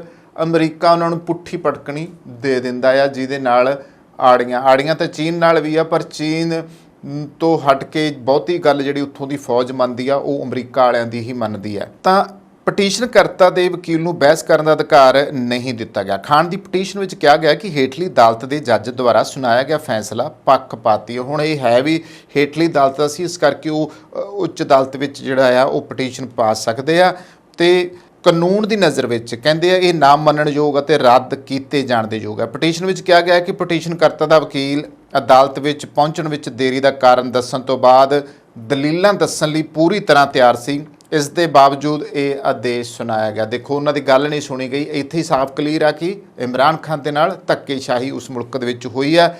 ਪਟੀਸ਼ਨ 'ਚ ਦੋਸ਼ ਲਾਇਆ ਗਿਆ ਸੀ ਕਿ ਸੁਣਵਾਈ ਦੇ ਅੰਤ ਵਿੱਚ ਸੁਣਾਇਆ ਗਿਆ ਫੈਸਲਾ ਪਹਿਲਾਂ ਤੋਂ ਤਿਆਰ ਅਤੇ ਲਿਖਤੀ ਸੀ, ਜਿਹੜਾ ਕਿ ਇਮਰਾਨ ਖਾਨ ਹੋਣਾ ਨੇ ਇਹ ਗੱਲ ਕਹੀ ਆ। ਇਸ ਲਈ 35 ਪੰਨਿਆਂ ਦਾ ਫੈਸਲਾ ਸੰਖੇਪ ਆਦੇਸ਼ਾਂ ਰਾਹੀਂ ਫੈਸਲਾ ਸੁਣਾਏ ਜਾਣ ਦੇ 30 ਮਿੰਟਾਂ ਦੇ ਅੰਦਰ ਜਾਰੀ ਕੀਤਾ ਗਿਆ। ਪਟੀਸ਼ਨ ਵਿੱਚ ਇਸਲਾਮਾਬਾਦ ਦੇ ਜ਼ਿਲ੍ਹਾ ਚੋਣ ਕਮਿਸ਼ਨਰ ਨੂੰ ਇਸ ਮਾਮਲੇ ਵਿੱਚ ਪ੍ਰਤੀਵਾਦੀ ਵਜੋਂ ਨਾਮਜ਼ਦ ਕੀਤਾ ਗਿਆ ਹੈ। ਪਾਕਿਸਤਾਨ ਤਹਿਰੀਕੇ ਇਨਸਾਫ ਨੇ ਵਿਦੇਸ਼ੀ ਮੀਡੀਆ ਪੱਤਰਕਾਰਾਂ ਦੇ ਇੱਕ WhatsApp ਗਰੁੱਪ ਤੇ ਐਲਾਨ ਕੀਤਾ ਹੈ ਕਿ ਅਦਾਲਤ ਨੇ ਪਟੀਸ਼ਨ ਨੂੰ ਸਵੀਕਾਰ ਕਰ ਲਿਆ ਅਤੇ ਬੁੱਧਵਾਰ ਨੂੰ ਸੁਣਵਾਈ ਲਈ ਸੂਚੀਬੱਧ ਕੀਤਾ ਹੈ। ਇਸ ਤੋਂ ਇਲਾਵਾ ISC ਨੇ ਸਾਬਕਾ ਪ੍ਰਧਾਨ ਮੰਤਰੀ ਲਈ ਇਸ ਸ਼੍ਰੇਣੀ ਦੀਆਂ ਸਹੂਲਤਾਂ ਦੀ ਮੰਗ ਕਰਨ ਵਾਲੀ ਪਾਰਟੀ ਦੀ ਪਟੀਸ਼ਨ ਤੇ ਸੁਣਵਾਈ ਦੌਰਾਨ ਖਾਨ ਦੇ ਵਕੀਲਾਂ ਨੂੰ ਜੇਲ੍ਹ ਵਿੱਚ ਉਸ ਨੂੰ ਮਿਲਣ ਦੀ ਇਜਾਜ਼ਤ ਦਿੱਤੀ ਹੈ। ਬਾਅਦ ਵਿੱਚ ਅਦਾਲਤ ਨੇ ਖਾਨ ਦੀ ਪਾਰਟੀ ਦੇ ਵਕੀਲਾਂ ਨੂੰ ਦੇ ਜਿਹੜੇ ਨਾਮ ਆ ਉਹ ਪੇਸ਼ ਕਰਨ ਲਈ ਕਿਹਾ ਗਿਆ ਜੋ ਉਸ ਨੂੰ ਜੇਲ੍ਹ ਵਿੱਚ ਮਿਲਣਗੇ। ਤੋਸ਼ਾਖਾਨਾ ਦੱਸ ਦੇਣਾ ਚਾਹੂੰਗਾ ਕਿ ਇੱਕ ਅਜਿਹਾ ਭੰਡਾਰ ਹੈ ਜਿੱਥੇ ਦੇਸ਼ ਦੇ ਪ੍ਰਧਾਨ ਮੰਤਰੀ ਦੇ ਕਾਰਜਕਾਲ ਦੌਰਾਨ ਸਰਕਾਰੀ ਅਧਿਕਾਰੀਆਂ ਨੂੰ ਵਿਦੇਸ਼ੀ ਅਧਿਕਾਰੀਆਂ ਦੁਆਰਾ ਸੌਂਪੇ ਗਏ ਤੋਹਫੇ ਰੱਖੇ ਜਾਂਦੇ ਆ ਜਾਂ ਵਿਦੇਸ਼ੀ ਹਕੂਮਤਾਂ ਦੁਆਰਾ ਜਦੋਂ ਕਿ ਕੋਈ ਪ੍ਰਧਾਨ ਮੰਤਰੀ ਦੂਸਰੇ ਦੇਸ਼ ਵਿੱਚ ਜਾਂਦਾ ਤੇ ਉੱਥੋਂ ਤੋਹਫੇ ਵੀ ਉਹਨਾਂ ਨੂੰ ਦਿੱਤੇ ਜਾਂਦੇ ਆ, ਜਿਵੇਂ ਸਾਡੇ ਇੱਥੇ ਬਾਦਲਾਂ ਨੂੰ ਭੇਡੂ ਦਿੱਤੇ ਸੀ ਪਾਕਿਸਤਾਨ ਨੇ। ਤੋ ਇੱਦਾਂ ਜਿਹੜੇ ਤੋਹਫੇ ਆ ਉਹ ਸਰਕਾਰਾਂ ਨੂੰ ਆਉਂਦੇ ਆ। ਖਾਨ ਤੇ ਦੋਸ਼ ਹੈ ਕਿ ਪ੍ਰਧਾਨ ਮੰਤਰੀ ਵਜੋਂ ਸੇਵਾ ਕਰਦੇ ਹੋਏ ਤੋਸ਼ੇਖਾਨੇ ਤੋਂ ਉਹਨਾਂ ਨੂੰ ਰੱਖੇ ਗਏ ਤੋਹਫਿਆਂ ਦੇ ਵੇਰਵਿਆਂ ਦਾ ਖੁਲਾਸਾ ਕੀਤਾ ਗਿਆ ਸੀ ਤੇ ਉਸ ਦੇ ਕਥਿਤ ਜਾਣਬੁੱਝ ਕੇ ਵਿਕਰੀ ਦੀ ਕਮਾਈ ਦੇ ਵੇਰਵਿਆਂ ਨੂੰ ਦਬਾਇਆ ਗਿਆ। ਹਾਲਾਂਕਿ ਇਮਰਾਨ ਖਾਨ ਉਦੋਂ ਵੀ ਕਹਿੰਦੇ ਸੀ ਕਿ ਜੇ ਉਹਨਾਂ ਨੇ ਇਹ ਤੋਹਫੇ ਵੇਚੇ ਵੀ ਆ ਤੇ ਉਹ ਲੋਕ ਭਲਾਈ ਦੇ ਕੰਮਾਂ 'ਚ ਖਰਚ ਕਰਨਗੇ, ਉਹ ਖਜ਼ਾਨੇ 'ਚ ਪਾਉਣਗੇ, ਪਰ ਉਹਨਾਂ ਤੇ ਇਲਜ਼ਾਮ ਲਗਾਇਆ ਕਿ ਇਹ ਕਲੀਅਰ ਕਿਉਂ ਨਹੀਂ ਕੀਤਾ ਗਿਆ। ਖਾਨ ਉੱਤੇ ਅੱਤਵਾਦ, ਹਿੰਸਾ, ਈਸ਼ਨਿੰਦਾ, ਭ੍ਰਿਸ਼ਟਾਚਾਰ ਅਤੇ ਕਤਲ ਦੇ ਦੋਸ਼ਾਂ ਵਿੱਚ ਦੇਸ਼ ਭਰ ਦੇ ਵਿੱਚ ਕਰੀਬ 140 ਮਾਮਲਿਆਂ ਦਾ ਜਿਹੜਾ ਆ ਉਹ ਕੇਸ ਚੱਲਦੇ ਪਏ ਨੇ। ਜਦੋਂ ਅਪ੍ਰੈਲ 2022 'ਚ ਪਾਕਿਸਤਾਨ ਦੀ ਕੌਮੀ ਅਸੈਂਬਲੀ 'ਚ ਬੇਭਰੋਸਗੀ ਮਤਾ ਪਾਸ ਹੋਣ ਤੇ ਇਮਰਾਨ ਖਾਨ ਨੂੰ ਪ੍ਰਧਾਨ ਮੰਤਰੀ ਦੇ ਅਹੁਦੇ ਤੋਂ ਅਸਤੀਫਾ ਦੇਣਾ ਪਿਆ ਸੀ, ਉਦੋਂ ਹੀ ਸਿਆਸੀ ਮਾਹਰਾਂ ਨੇ ਭਵਿੱਖਬਾਣੀ ਕਰ ਦਿੱਤੀ ਸੀ ਕਿ ਇਮਰਾਨ ਨੂੰ ਸਿਆਸਤ ਤੋਂ ਸੰਨਿਆਸ ਲੈ ਕੇ ਵਿਦੇਸ਼ ਸ਼ਰਨ ਲੈਣੀ ਪਊਗੀ ਜਾਂ ਫਿਰ ਜੇਲ੍ਹ ਦੀ ਹਵਾ ਖਾਣੀ ਪਊਗੀ, ਜਿਵੇਂ ਕਿ ਪਹਿਲੇ ਪ੍ਰਧਾਨ ਮੰਤਰੀਆਂ ਨਾਲ ਹੁੰਦਾ ਰਿਹਾ ਆ ਕਿ ਉਹਨਾਂ ਨੂੰ ਜੇਲ੍ਹਾਂ ਤੱਕ ਸਿੱਟਿਆ ਗਿਆ। ਨਵਾਜ਼ ਸ਼ਰੀਫ ਦੀ ਵੀ ਇਹ ਹਾਲ ਸੀ, ਹੁਣ ਤਾਂ ਨਵਾਜ਼ ਸ਼ਰੀਫ ਵਿਦੇਸ਼ ਭੱਜਿਆ ਹੋਇਆ ਹੈ ਤੇ ਪਾਕਿਸਤਾਨ ਵਿੱਚ ਸਿਆਸਤ ਜਿਹੜੀ ਹੈ ਨਾ ਉਹ ਫੌਜ ਦੇ ਇਸ਼ਾਰਿਆਂ ਦੇ ਉੱਤੇ ਚੱਲਦੀ ਹੈ। ਇਮਰਾਨ ਵੀ ਸੱਤਾ 'ਚ ਫੌਜ ਦੀ ਸਹਿਮਤੀ ਦੇ ਨਾਲ ਹੀ ਆਇਆ ਸੀ। ਪਾਕਿਸਤਾਨ 'ਚ ਫੌਜ ਸੱਤਾ ਕੰਟਰੋਲ ਰੱਖਣ ਵਾਲੀ ਸੰਸਥਾ ਬਣ ਚੁੱਕੀ ਹੈ। ਇਸ ਦਾ ਮੁੱਖ ਕਾਰਨ ਹੈ ਕਿ ਪਾਕਿਸਤਾਨ ਬਣਾਉਣ ਵਾਲੇ ਮੁੱਖ ਆਗੂ ਸੰਵਿਧਾਨ ਤੇ ਜਮਹੂਰੀ ਸੰਸਥਾਵਾਂ ਦਾ ਨਿਰਮਾਣ ਅਜੇ ਤੱਕ ਨਹੀਂ ਕਰ ਸਕੇ। ਸਤੰਬਰ 1948 ਵਿੱਚ ਪਾਕਿਸਤਾਨ ਦੇ ਪਹਿਲੇ ਗਵਰਨਰ ਜਨਰਲ ਮੁਹੰਮਦ ਅਲੀ ਜਿਨਾਹ ਦੀ ਮੌਤ ਹੋ ਗਈ ਅਤੇ ਪਹਿਲੇ ਪ੍ਰਧਾਨ ਮੰਤਰੀ ਲਿਆਕਤ ਅਲੀ ਖਾਨ ਨੂੰ ਅਕਤੂਬਰ 1951 ਵਿੱਚ ਕਤਲ ਕਰ ਦਿੱਤਾ ਗਿਆ ਸੀਗਾ। 1958 ਵਿੱਚ ਜਨਰਲ ਅਯੂਬ ਖਾਨ ਨੇ ਸੱਤਾ ਉੱਤੇ ਕਬਜ਼ਾ ਕਰਕੇ ਮਾਰਸ਼ਲ ਲਾ ਲਗਾ ਦਿੱਤਾ ਅਤੇ ਇਸ ਤਰ੍ਹਾਂ ਫੌਜੀ ਰਾਜ ਦਾ ਆਰੰਭ ਹੋ ਗਿਆ। 1956 ਵਿੱਚ ਪ੍ਰਵਾਨ ਕੀਤਾ ਗਿਆ ਸੰਵਿਧਾਨ ਵੀ ਰੱਦ ਕਰ ਦਿੱਤਾ ਗਿਆ। ਉਸ ਦੇ ਕਾਰਜਕਾਲ ਵਿੱਚ ਦੇਸ਼ ਦੀ ਸਿਆਸਤ ਵਿੱਚ ਫੌਜ ਦੀ ਪ੍ਰਭੂ ਸੱਤਾ ਕਾਇਮ ਹੋਈ, ਜਿਹੜੀ ਜ਼ਿਆ ਉਲ ਹੱਕ ਯਾਨੀ 1978 ਤੋਂ 1988 ਤੱਕ ਅਤੇ ਪਰਵੇਜ਼ ਮੁਸ਼ਰਫ 1999 ਤੋਂ 2008 ਦੇ ਸਮਿਆਂ ਵਿੱਚ ਹੋਰ ਮਜ਼ਬੂਤ ਹੋਈ। ਵਿੱਚ ਵਿਚਾਲੇ ਜਮਹੂਰੀ ਹਕੂਮਤਾਂ ਵੀ ਕਾਇਮ ਹੋਈਆਂ, ਪਰ ਅਸਲੀ ਤਾਕਤ ਫੌਜ ਦੇ ਹੱਥਾਂ ਦੇ ਵਿੱਚ ਰਹੀ। 1979 ਦੇ ਵਿੱਚ ਪਾਕਿਸਤਾਨ ਦੇ ਸਾਬਕਾ ਪ੍ਰਧਾਨ ਮੰਤਰੀ ਜ਼ੁਲਫਕਾਰ ਅਲੀ ਭੁੱਟੋ ਨੂੰ ਦਿੱਤੀ ਗਈ ਫਾਂਸੀ ਨੇ ਇਹ ਸਥਾਪਿਤ ਕਰ ਦਿੱਤਾ ਕਿ ਪਾਕਿਸਤਾਨ ਵਿੱਚ ਫੌਜ ਹੀ ਸਭ ਤੋਂ ਸ਼ਕਤੀਸ਼ਾਲੀ ਅਤੇ ਸਿਆਸੀ ਧਿਰ ਹੈ ਅਤੇ ਭਵਿੱਖ ਦੀ ਸਿਆਸਤ ਫੌਜ ਦੇ ਇਸ਼ਾਰਿਆਂ ਉੱਤੇ ਹੀ ਚੱਲੇਗੀ। ਜ਼ਿਆ ਉਲ ਹੱਕ ਤੋਂ ਬਾਅਦ ਬਣੇ ਹਰ ਪ੍ਰਧਾਨ ਮੰਤਰੀ ਨੂੰ ਫੌਜ ਦੀ ਹਮਾਇਤ ਹਾਸਲ ਰਹੀ ਹੈ। ਇਮਰਾਨ ਖਾਨ ਦੀ ਭਾਵੇਂ ਸੱਤਾ ਵਿੱਚ ਫੌਜ ਦੀ ਸਹਿਮਤੀ ਨਾਲ ਆਇਆ, ਪਰ ਉਹ ਦੇਸ਼ ਦਾ ਹਰਮਨ ਪਿਆਰਾ ਸਿਆਸੀ ਆਗੂ ਬਣ ਗਿਆ ਸੀ। ਉਸ ਉੱਤੇ ਵਿਦੇਸ਼ੀ ਆਗੂਆਂ ਤੋਂ ਲਏ ਗਏ ਤੋਹਫਿਆਂ ਦਾ ਗਬਨ ਕਰਨ ਦੇ ਦੋਸ਼ ਲੱਗੇ ਨੇ ਤੇ ਇਸਲਾਮਾਬਾਦ ਦੇ ਐਡੀਸ਼ਨਲ ਸੈਸ਼ਨ ਜੱਜ ਨੇ ਉਸ ਨੂੰ 3 ਸਾਲ ਦੀ ਸਜ਼ਾ ਸੁਣਾਈ ਹੈ। ਹੁਣ ਇੱਥੇ ਇੱਕ ਗੱਲ ਜਿਹੜੀ ਹੈ ਨਾ ਉਹ ਧਿਆਨ ਦੇਣ ਯੋਗ ਹੈ ਕਿ 1958 ਤੋਂ ਬਾਅਦ ਅਮਰੀਕਾ ਪਾਕਿਸਤਾਨ ਦੀ ਅੰਦਰੂਨੀ ਸਿਆਸਤ ਜਿਹੜੀ ਆ ਨਾ ਉਹਦੇ ਵਿੱਚ ਲਗਾਤਾਰ ਦਖਲ ਦਿੰਦਾ ਰਿਹਾ ਹੈ ਅਤੇ ਦੇਸ਼ ਵਿੱਚ ਹੁੰਦੀਆਂ ਵੱਡੀਆਂ ਸਿਆਸੀ ਤਬਦੀਲੀਆਂ ਨੂੰ ਅਮਰੀਕਾ ਦੀ ਪ੍ਰਵਾਨਗੀ ਹਾਸਲ ਹੁੰਦੀ ਹੈ। ਜਿਵੇਂ ਮੈਂ ਪਹਿਲਾਂ ਜ਼ਿਕਰ ਕੀਤਾ ਆ, ਪਾਕਿਸਤਾਨ ਦੇ ਭਾਵੇਂ ਚੀਨ ਨਾਲ ਵੀ ਮਜ਼ਬੂਤ ਰਿਸ਼ਤੇ ਨੇ, ਪਰ ਫੌਜੀ ਜਰਨੈਲ ਹਮੇਸ਼ਾ ਅਮਰੀਕਾ ਦੇ ਇਸ਼ਾਰਿਆਂ ਉੱਤੇ ਹੀ ਕਾਰਵਾਈਆਂ ਕਰਦੇ ਨੇ ਔਰ ਸਾਡੇ ਨਾਲ ਜਿਹੜੀਆਂ ਲੜਾਈਆਂ ਕਰਵਾਈਆਂ ਨੇ ਉਹ ਵੀ ਤਕਰੀਬਨ ਅਮਰੀਕਾ ਦੇ ਹੀ ਹੱਥ ਹੁੰਦਾ ਆ ਕਿ ਦੋਵਾਂ ਦੇਸ਼ਾਂ ਨੂੰ, ਇੱਕ ਨੂੰ ਹਥਿਆਰ ਦੇ ਰਿਹਾ ਤੇ ਦੂਸਰੇ ਨੂੰ ਪੈਸੇ, ਜੇ ਦੂਸਰੇ ਨੂੰ ਹਥਿਆਰ ਦੇ ਰਿਹਾ ਤੇ ਸਾਡੇ ਮੁਲਕ ਨੂੰ ਪੈਸੇ। ਇੱਦਾਂ ਕਰਕੇ ਦੋਵਾਂ ਮੁਲਕਾਂ ਦੇ ਵਿੱਚ ਇਹ ਜਿਹੜੀ ਲੜਾਈ ਦਾ ਕਾਰਨ ਵੀ ਇੱਕ ਉਹ ਆ ਕਿ ਇਸ ਬਾਂਦਰ ਤੇ ਬਿੱਲੀਆਂ ਦੀ ਲੜਾਈ ਹੈ ਕਿ ਬਾਂਦਰ ਪਾਸੇ ਬੈਠ ਕੇ ਤਮਾਸ਼ਾ ਦੇਖਦੇ ਆ ਤੇ ਬਿੱਲੀਆਂ ਨੂੰ ਲੜਾ ਰਿਹਾ। ਸੋ ਸਾਡੇ ਮੁਲਕਾਂ ਦੀ ਦੋਵਾਂ ਦੀ ਇਹ ਉਸ ਕਹਾਣੀ ਨਾਲ ਮੈਂ ਤੁਲਨਾ ਇਸ ਕਰਕੇ ਕਰ ਰਿਹਾ ਕਿ ਹਾਲ ਤੇ ਬਣੀ ਪਈ ਆ, ਅਸੀਂ ਫਿਰ ਵੀ ਨਹੀਂ ਸਮਝ ਰਹੇ ਦੋਵੇਂ ਮੁਲਕ। ਪਾਕਿਸਤਾਨ ਦੇ ਜਿਸ ਤਰੀਕੇ ਦੇ ਫੌਜੀ ਜਰਨੈਲ ਜਿਵੇਂ ਅਮਰੀਕਾ ਦੇ ਇਸ਼ਾਰਿਆਂ ਉੱਤੇ ਮੈਂ ਗੱਲ ਕਰ ਰਿਹਾ ਸੀ ਕਾਰਵਾਈਆਂ ਕਰਦੇ ਨੇ, ਇਸ ਦਾ ਕਾਰਨ ਪਤਾ ਕੀ ਆ ਕਿ ਇਹ ਜਿਹੜੇ ਜਰਨੈਲ ਨੇ ਆਪਣੀ ਦੌਲਤ ਅਮਰੀਕਾ ਤੇ ਪੱਛਮੀ ਯੂਰਪੀਅਨ ਦੇਸ਼ਾਂ ਦੇ ਬੈਂਕਾਂ ਵਿੱਚ ਜਮ੍ਹਾਂ ਕਰਵਾਉਂਦੇ ਨੇ ਤੇ ਉੱਥੇ ਜਾਇਦਾਦਾਂ ਜਿਹੜੀਆਂ ਨੇ ਉਹ ਬਣਾਉਂਦੇ ਨੇ। ਤਾਂ ਹੀ ਪਾਕਿਸਤਾਨ ਦੇ ਪੰਜਾਬੀ ਸ਼ਾਇਰ ਅਨਵਰ ਮਸੂਦ ਨੇ ਅਮਰੀਕਾ ਨਾਲ ਯਾਰੀਆਂ ਦੀ ਗੱਲ ਆਪਣੀ ਕਵਿਤਾ ਅੱਜ ਕੀ ਪਕਾਈਏ ਦੇ ਵਿੱਚ ਵੀ ਜ਼ਿਕਰ ਕੀਤਾ ਸੀ। ਮੈਂ ਥੋੜ੍ਹਾ ਜਿਹਾ ਉਹਦਾ ਟੋਟਾ ਜ਼ਰੂਰ ਤੁਹਾਡੇ ਨਾਲ ਸ਼ੇਅਰ ਕਰਦਾ। ਕਹਿੰਦਾ ਦਫਾ ਕਰੋ ਭੱਠੀਆਂ ਨੂੰ ਭੱਠੇ ਕਾਹਨੂੰ ਸਾੜੀਏ, ਹਬਸ਼ੀਆਂ ਨੂੰ ਚੌਧਰੀ ਜੀ ਘਰੇ ਕਾਹਨੂੰ ਵਾੜੀਏ, ਕਾਲਿਆਂ ਦੇ ਨਾਲ ਹੁਣ ਕਾਹਨੂੰ ਮਾਰੀਏ ਉਡਾਰੀਆਂ, ਸਾਡੀਆਂ ਤੇ ਹੁਣ ਅਮਰੀਕਾ ਨਾਲ ਹੀ ਯਾਰੀਆਂ। ਔਰ ਸਹੀ ਗੱਲ ਆ, ਅਮਰੀਕਾ ਨਾਲ ਯਾਰੀਆਂ ਨੇ ਤੇ ਤਾਈਓ ਕਦੇ ਕੋਈ ਉੱਥੇ ਜਿਹੜੀ ਆ ਸੱਤਾ ਦੇ ਉੱਤੇ ਕਾਬਜ਼ ਪ੍ਰਧਾਨ ਮੰਤਰੀ ਜ਼ਿਆਦਾ ਚਿਰ ਨਹੀਂ ਟਿਕ ਸਕਿਆ। ਪਾਕਿਸਤਾਨ ਦੇ ਸਿਆਸਤਦਾਨਾਂ ਦਾ ਵੀ ਇਹ ਹਾਲ ਹੈ ਕਿ ਫੌਜ ਨੂੰ ਆਸ ਸੀ ਕਿ ਇਮਰਾਨ ਖਾਨ ਉਹਨਾਂ ਦੇ ਇਸ਼ਾਰਿਆਂ ਤੇ ਚੱਲਦਾ ਰਹੂਗਾ, ਪਰ ਪ੍ਰਧਾਨ ਮੰਤਰੀ ਬਣਨ ਤੋਂ ਬਾਅਦ ਉਸ ਦੀ ਪਾਰਟੀ ਤਹਿਰੀਕੇ ਇਨਸਾਫ ਪ੍ਰਭਾਵਸ਼ਾਲੀ ਸਿਆਸੀ ਸ਼ਕਤੀ ਬਣ ਗਈ। ਸੱਤਾ ਗਵਾਉਣ ਤੋਂ ਬਾਅਦ ਵੀ ਇਮਰਾਨ ਦੀ ਮਕਬੂਲੀਅਤ ਕਾਇਮ ਰਹੀ ਤੇ ਉਸ ਦੀ ਪਾਰਟੀ ਨੇ ਸਰਕਾਰ ਵਿਰੁੱਧ ਵੱਡੇ ਮੁਜ਼ਾਹਰੇ ਕੀਤੇ, ਸੜਕਾਂ ਦੇ ਉੱਤੇ ਪੂਰਾ ਤਾਂਡਵ ਕੀਤਾ, ਵਾਹਨ ਪਲਟਾਏ, ਕਈ ਜਿਹੜੀ ਮਸ਼ੀਨਰੀ ਤਬਾਹ ਕੀਤੀ, ਕਈ ਬਿਲਡਿੰਗਾਂ ਜਿਹੜੀਆਂ ਤਬਾਹ ਕੀਤੀਆਂ। ਇਹ ਅਸੀਂ ਹਸ਼ਰ ਦੇਖਿਆ ਪਾਕਿਸਤਾਨ ਦਾ। ਨਵੰਬਰ 2022 ਚ ਇਮਰਾਨ ਤੇ ਕਾਤਲਾਨਾ ਹਮਲਾ ਵੀ ਹੋਇਆ। ਉਸ ਦੇ ਜੇਲ੍ਹ ਜਾਣ ਨਾਲ ਸਪਸ਼ਟ ਹੋ ਗਿਆ ਹੈ ਕਿ ਫੌਜ ਸ਼ਹਿਬਾਜ਼ ਸ਼ਰੀਫ, ਬਿਲਾਵਲ ਭੁੱਟੋ ਤੇ ਮੌਲਾਨਾ ਫਜ਼ਲ ਰਹਿਮਾਨ ਦੀ ਅਗਵਾਈ ਵਾਲੀਆਂ ਪਾਰਟੀਆਂ ਦੇ ਗੱਠਜੋੜ ਨੂੰ ਹੀ ਸੱਤਾ ਵਿੱਚ ਚਾਹੁੰਦੀ ਹੈ। ਹੁਣ ਕੌਮੀ ਅਸੈਂਬਲੀ ਨੂੰ ਭੰਗ ਕਰਕੇ ਨਵੀਆਂ ਚੋਣਾਂ ਹੋਣਗੀਆਂ, ਜਿਸ ਵਿੱਚ ਇਮਰਾਨ ਤੇ ਉਸਦੇ ਬਹੁਤ ਸਾਰੇ ਸਾਥੀ ਹਿੱਸਾ ਨਹੀਂ ਲੈਣਗੇ। ਚੋਣਾਂ ਤੋਂ ਬਾਅਦ ਨਵੀਂ ਹਕੂਮਤ ਵੀ ਫੌਜ ਦੀ ਸਹਿਮਤੀ ਨਾਲ ਹੀ ਬਣੇਗੀ। ਫੌਜ ਇਹ ਵੀ ਤੈਅ ਕਰੇਗੀ ਕਿ ਚੋਣਾਂ ਵਿੱਚ ਕੌਣ ਜਿੱਤੇਗਾ। ਪਾਕਿਸਤਾਨ ਆਰਥਿਕ ਸੰਕਟ, ਬੇਰੁਜ਼ਗਾਰੀ ਤੇ ਲੱਕ ਤੋੜ ਮਹਿੰਗਾਈ ਦਾ ਇਸ ਵੇਲੇ ਸਾਹਮਣਾ ਕਰਨਾ ਪੈ ਰਿਹਾ, ਜਿੱਥੇ ਆਟਾ ਮਹਿੰਗਾ, ਹਰ ਚੀਜ਼ ਮਹਿੰਗੀ, ਲੋਕਾਂ ਨੂੰ ਇੰਨੀ ਮਜਬੂਰੀ, ਇੰਨੀ ਲਾਚਾਰੀ ਆ, ਕੰਮ ਜਿਹੜੇ ਆ ਉਹਨਾਂ ਦੇ ਫੇਲ ਹੋਏ ਪਏ ਆ ਔਰ ਬਾਹਰ ਠੂਠਾ ਫੜ ਕੇ ਲੀਡਰ ਜਿਹੜੇ ਆ ਉਹ ਮੰਗ ਰਹੇ ਆ ਦੂਸਰੇ ਮੁਲਕਾਂ ਤੋਂ। ਇਸ ਦੇ ਬਾਵਜੂਦ ਪਾਕਿਸਤਾਨ ਆਪਣੀਆਂ ਜਿਹੜੀਆਂ ਅੰਦਰਲੀਆਂ ਸਥਿਤੀ ਨੂੰ ਸੁਧਾਰਨ ਵਾਲੇ ਪਾਸੇ ਧਿਆਨ ਨਹੀਂ ਦੇ ਰਿਹਾ, ਸਰਕਾਰ ਚੱਲਣ ਨਹੀਂ ਦੇ ਰਿਹਾ, ਕਰੋੜਾਂ ਅਰਬਾਂ ਦਾ ਬੋਝ ਹਰ ਵਾਰੀ ਇਲੈਕਸ਼ਨਾਂ ਦਾ ਪਾ ਰਿਹਾ ਹੈ। ਤੇ ਪਾਕਿਸਤਾਨ ਦੇ ਜਿਸ ਤਰੀਕੇ ਦੇ ਹੁਣ ਹਾਲਾਤ ਨੇ ਉਸ ਦੇ ਮੱਦੇਨਜ਼ਰ ਇਹੀ ਗੱਲ ਕਹੀ ਜਾ ਸਕਦੀ ਹੈ ਕਿ ਫਿਲਹਾਲ ਪਾਕਿਸਤਾਨ ਦੇ ਲੋਕਾਂ ਨੂੰ ਕੋਈ ਰਾਹਤ ਮਿਲਣ ਵਾਲੀ ਨਹੀਂ। ਸੋ ਦੋਸਤੋ, ਇਹ ਸੀ 2 ਖਬਰਾਂ ਜਿਨ੍ਹਾਂ ਉੱਤੇ ਗੱਲਬਾਤ ਕੀਤੀ। ਇੱਥੇ ਹੀ ਸਮਾਪਤੀ ਕਰਦੇ ਹਾਂ। ਧੰਨਵਾਦ।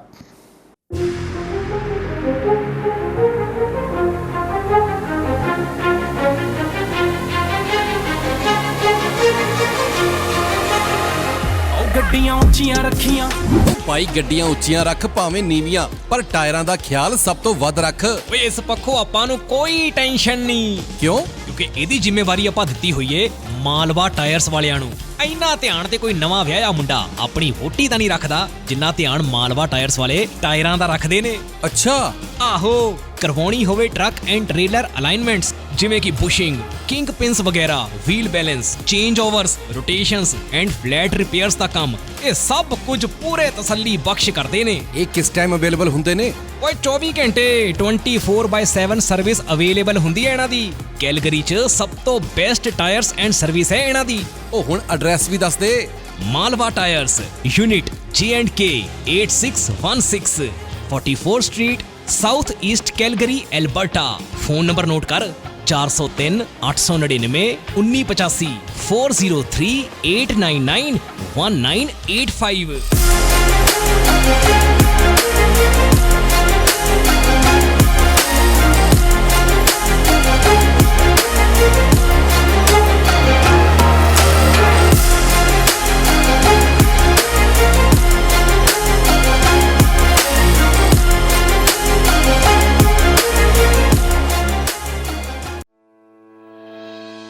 ਜਦੋਂ ਯੂਐਸ ਅਤੇ ਕੈਨੇਡਾ ਵਿਚਕਾਰ ਸਰਹੱਦ ਪਾਰ ਸ਼ਿਪਿੰਗ ਦੀ ਗੱਲ ਆਉਂਦੀ ਹੈ ਤਾਂ ਤੁਹਾਨੂੰ ਲੋੜ ਹੈ ਅਜਿਹੀ ਕੰਪਨੀ ਦੀ ਜਿਸ ਤੇ ਤੁਸੀਂ ਭਰੋਸਾ ਕਰ ਸਕੋ, ਜਿਸ ਕੋਲ ਕੰਮ ਨੂੰ ਸਹੀ ਢੰਗ ਨਾਲ ਕਰਨ ਦਾ ਅਨੁਭਵ, ਮੁਹਾਰਤ ਅਤੇ ਸਰੋਤ ਹੋਣ। ਤੁਹਾਨੂੰ ਲੋੜ ਹੈ ਫੋਰਟਰੈਕਸ ਦੀ। ਉੱਤਰੀ ਅਮਰੀਕਾ ਵਿੱਚ ਪ੍ਰਮੁੱਖ ਕ੍ਰਾਸ ਬਾਰਡਰ ਟਰੱਕਿੰਗ ਲਈ ਸਭ ਤੋਂ ਭਰੋਸੇਮੰਦ ਅਤੇ ਤਜਰਬੇਕਾਰ ਕੰਪਨੀ। ਸਤਿ ਸ਼੍ਰੀ ਅਕਾਲ ਜੀ, ਵੈਲਕਮ ਟੂ ਫੋਰਟਰੈਕਸ, ਤੁਹਾਡੀ ਆਪਣੀ ਨਾਰਥ ਅਮਰੀਕਾ ਵਾਈਡ ਕੰਪਨੀ। ਫੋਰਟਰੈਕਸ ਤੁਹਾਨੂੰ ਪ੍ਰੋਵਾਈਡ ਕਰਦੀ ਹੈ ਕੈਨੇਡਾ ਵਾਈਡ ਅਤੇ ਕ੍ਰਾਸ ਬਾਰਡਰ ਟਰਾਂਸਪੋਰਟ ਸਰਵਿਸਿਜ਼, ਜਿੱਥੇ ਕਿ ਡੈਡੀਕੇਟਿਡ ਰਨਸ ਕੈਲੀਫੋਰਨੀਆ ਤੇ ਟੈਕਸਸ ਦੇ ਨਾਲ ਕੈਨੇਡਾ ਵਾਈਡ ਫਲੈਕਸੀਬਲ ਵਰਕ ਵੀ ਪ੍ਰੋਵਾਈਡ ਕੀਤਾ ਜਾਂਦਾ ਹੈ। ਸਾਡੀ ਡਿਸਪੈਚ ਟੀਮ ਕੰਜ਼ਿਊਮਰ ਅਤੇ ਕਸਟਮਰ ਦੋਨਾਂ ਲਈ ਹੀ 24 ਆਵਰ ਕੰਮ ਕਰਦੀ ਹੈ ਅਤੇ ਇਸੇ ਦੇ ਨਾਲ ਹੀ 24 ਆਵਰ ਰੋਡ ਸਾਈਡ ਅਸਿਸਟੈਂਸ ਸਾਡੇ ਡਰਾਈਵਰ ਵੀਰਾਂ ਵਾਸਤੇ ਉਪਲਬਧ ਕੀਤੀ ਜਾਂਦੀ ਹੈ, ਜਿੱਥੇ ਕਿ ਯਾਰਡ ਦੇ ਵਿੱਚ ਹੀ ਤੁਹਾਨੂੰ ਸਕੇਲ, ਕ੍ਰਾਸਟਾਕ ਅਤੇ ਫਿਊਲ ਸਟੇਸ਼ਨ ਦੀਆਂ ਸਰਵਿਸਿਜ਼ ਪ੍ਰੋਵਾਈਡ ਕੀਤੀਆਂ ਜਾਂਦੀਆਂ ਹਨ। ਤੁਹਾਡਾ ਸਮਾਨ, ਪਿਆਰ ਤੇ ਵਿਸ਼ਵਾਸ ਕਿੰਨਾ ਜ਼ਿਆਦਾ ਕੀਮਤੀ ਹੈ, ਇਸ ਗੱਲ ਨੂੰ ਫੋਰਟਰੈਕਸ ਚੰਗੀ ਤਰ੍ਹਾਂ ਸਮਝਦਾ ਹੈ ਅਤੇ ਅਸੀਂ ਇਸ ਨੂੰ ਬਹੁਤ ਸਾਵਧਾਨੀ ਤੇ ਧਿਆਨ ਨਾਲ ਤੁਹਾਡੇ ਆਪਣਿਆਂ ਤੱਕ ਪਹੁੰਚਾਉਂਦੇ ਹਾਂ। ਸਾਡੀ ਆਧੁਨਿਕ ਟਰੈਕਿੰਗ ਟੈਕਨੋਲੋਜੀ ਦੀ ਮਦਦ ਨਾਲ ਤੁਸੀਂ ਆਪਣੀ ਸ਼ਿਪਮੈਂਟ ਨੂੰ ਟਰੈਕ ਕਰ ਸਕਦੇ ਹੋ। ਇਸ ਲਈ ਭਾਵੇਂ ਮੰਜ਼ਿਲ ਕਿੰਨੀ ਹੀ ਦੂਰ ਕਿਉਂ ਨਾ ਹੋਏ, ਫੋਰਟਰੈਕਸ ਤੁਹਾਡਾ ਪਿਆਰ ਤੁਹਾਡੇ ਆਪਣਿਆਂ ਤੱਕ ਪਹੁੰਚਾਉਣ ਲਈ ਹੈ ਹਮੇਸ਼ਾ ਤਿਆਰ। ਅੱਜ ਹੀ ਸਾਡੀ ਡਰਾਈਵਰਾਂ, ਵੇਅਰਹਾਊਸਾਂ ਅਤੇ ਲੌਜਿਸਟਿਕ ਮਾਹਿਰਾਂ ਦੇ ਵਿਆਪਕ ਨੈਟਵਰਕ ਨਾਲ ਜੁੜੋ ਤੇ ਆਪਣੇ ਕਾਰੋਬਾਰ ਨੂੰ ਉਚੇਰੇ ਪੱਧਰ ਤੇ ਲੈ ਜਾਓ। ਫੋਰਟਰੈਕਸ ਤੁਹਾਡਾ ਭਰੋਸਾ ਹਮੇਸ਼ਾ ਬਰਕਰਾਰ ਰੱਖਦੀ ਆਈ ਹੈ ਤੇ ਹਮੇਸ਼ਾ ਰੱਖੇਗੀ। ਹੋਰ ਜਾਣਨ ਲਈ ਅੱਜ ਹੀ ਸਾਡੇ ਨਾਲ ਸੰਪਰਕ ਕਰੋ।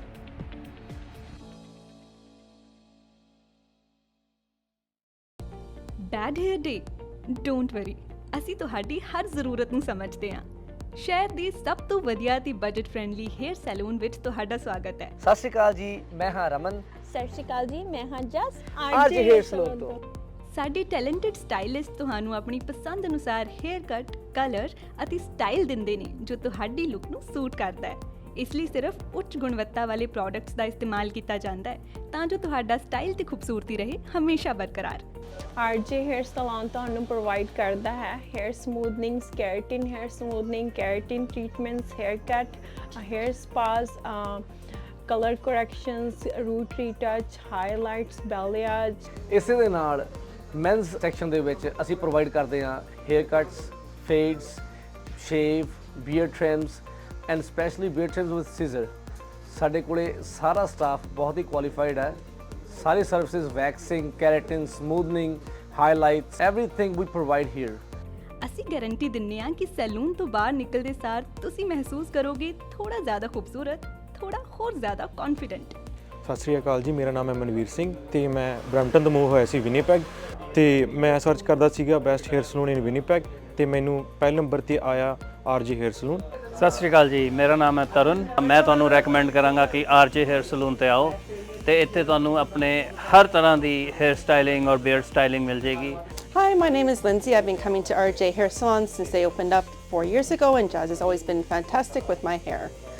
ਅਸੀਂ ਸਿਰਫ ਹੇਅਰ ਕੱਟ ਨਹੀਂ ਕਰਦੇ ਬਲਕਿ ਤੁਹਾਡੀ ਖੂਬਸੂਰਤੀ ਸਵਾਰਦੇ ਹਾਂ, ਕਿਉਂਕਿ ਸਾਡਾ ਮੰਨਣਾ ਹੈ ਜਦੋਂ ਤੁਸੀਂ ਖੁਦ ਨੂੰ ਚੰਗੇ ਲੱਗਦੇ ਹੋ ਤਾਂ ਤੁਹਾਨੂੰ ਸਭ ਚੰਗਾ ਲੱਗਦਾ ਹੈ। Your own saloon, your own style. ਤਾਂ ਇਸ ਨਾਲ ਹੀ ਸਾਡੀ ਅਨਦਰ ਆਰਜੇ ਹੇਅਰ ਸਲੂਨ ਦੀ ਬ੍ਰਾਂਚ ਓਪਨ ਹੋ ਰਹੀ ਹੈ ਜਿਹਦੀ ਕਿ ਲੋਕੇਸ਼ਨ ਆ 601 ਮਨਰੋ ਐਵੀਨਿਊ। ਤਾਂ ਤੁਸੀਂ ਉੱਥੇ ਵੀ ਜ਼ਰੂਰ ਵਿਜ਼ਿਟ ਕਰ ਸਕਦੇ ਹੋ। ਈਸਟ ਦੇ ਵਿੱਚ ਰਹਿੰਦੇ ਕਸਟਮਰਸ ਲਈ ਨੇੜੇ ਆ। ਤੇ ਸਾਡਾ ਕੰਟੈਕਟ ਨੰਬਰ ਆ 2049988959। ਆਪਣੇ ਵਾਲਾਂ ਦੀ ਸਕਿਨ ਨੂੰ ਦਿਓ ਇੱਕ ਨਵੀਂ ਪਹਿਚਾਨ। ਅੱਜ ਹੀ ਕਾਲ ਕਰੋ ਜਾਂ ਵਿਜ਼ਿਟ ਕਰੋ RJ hair salon.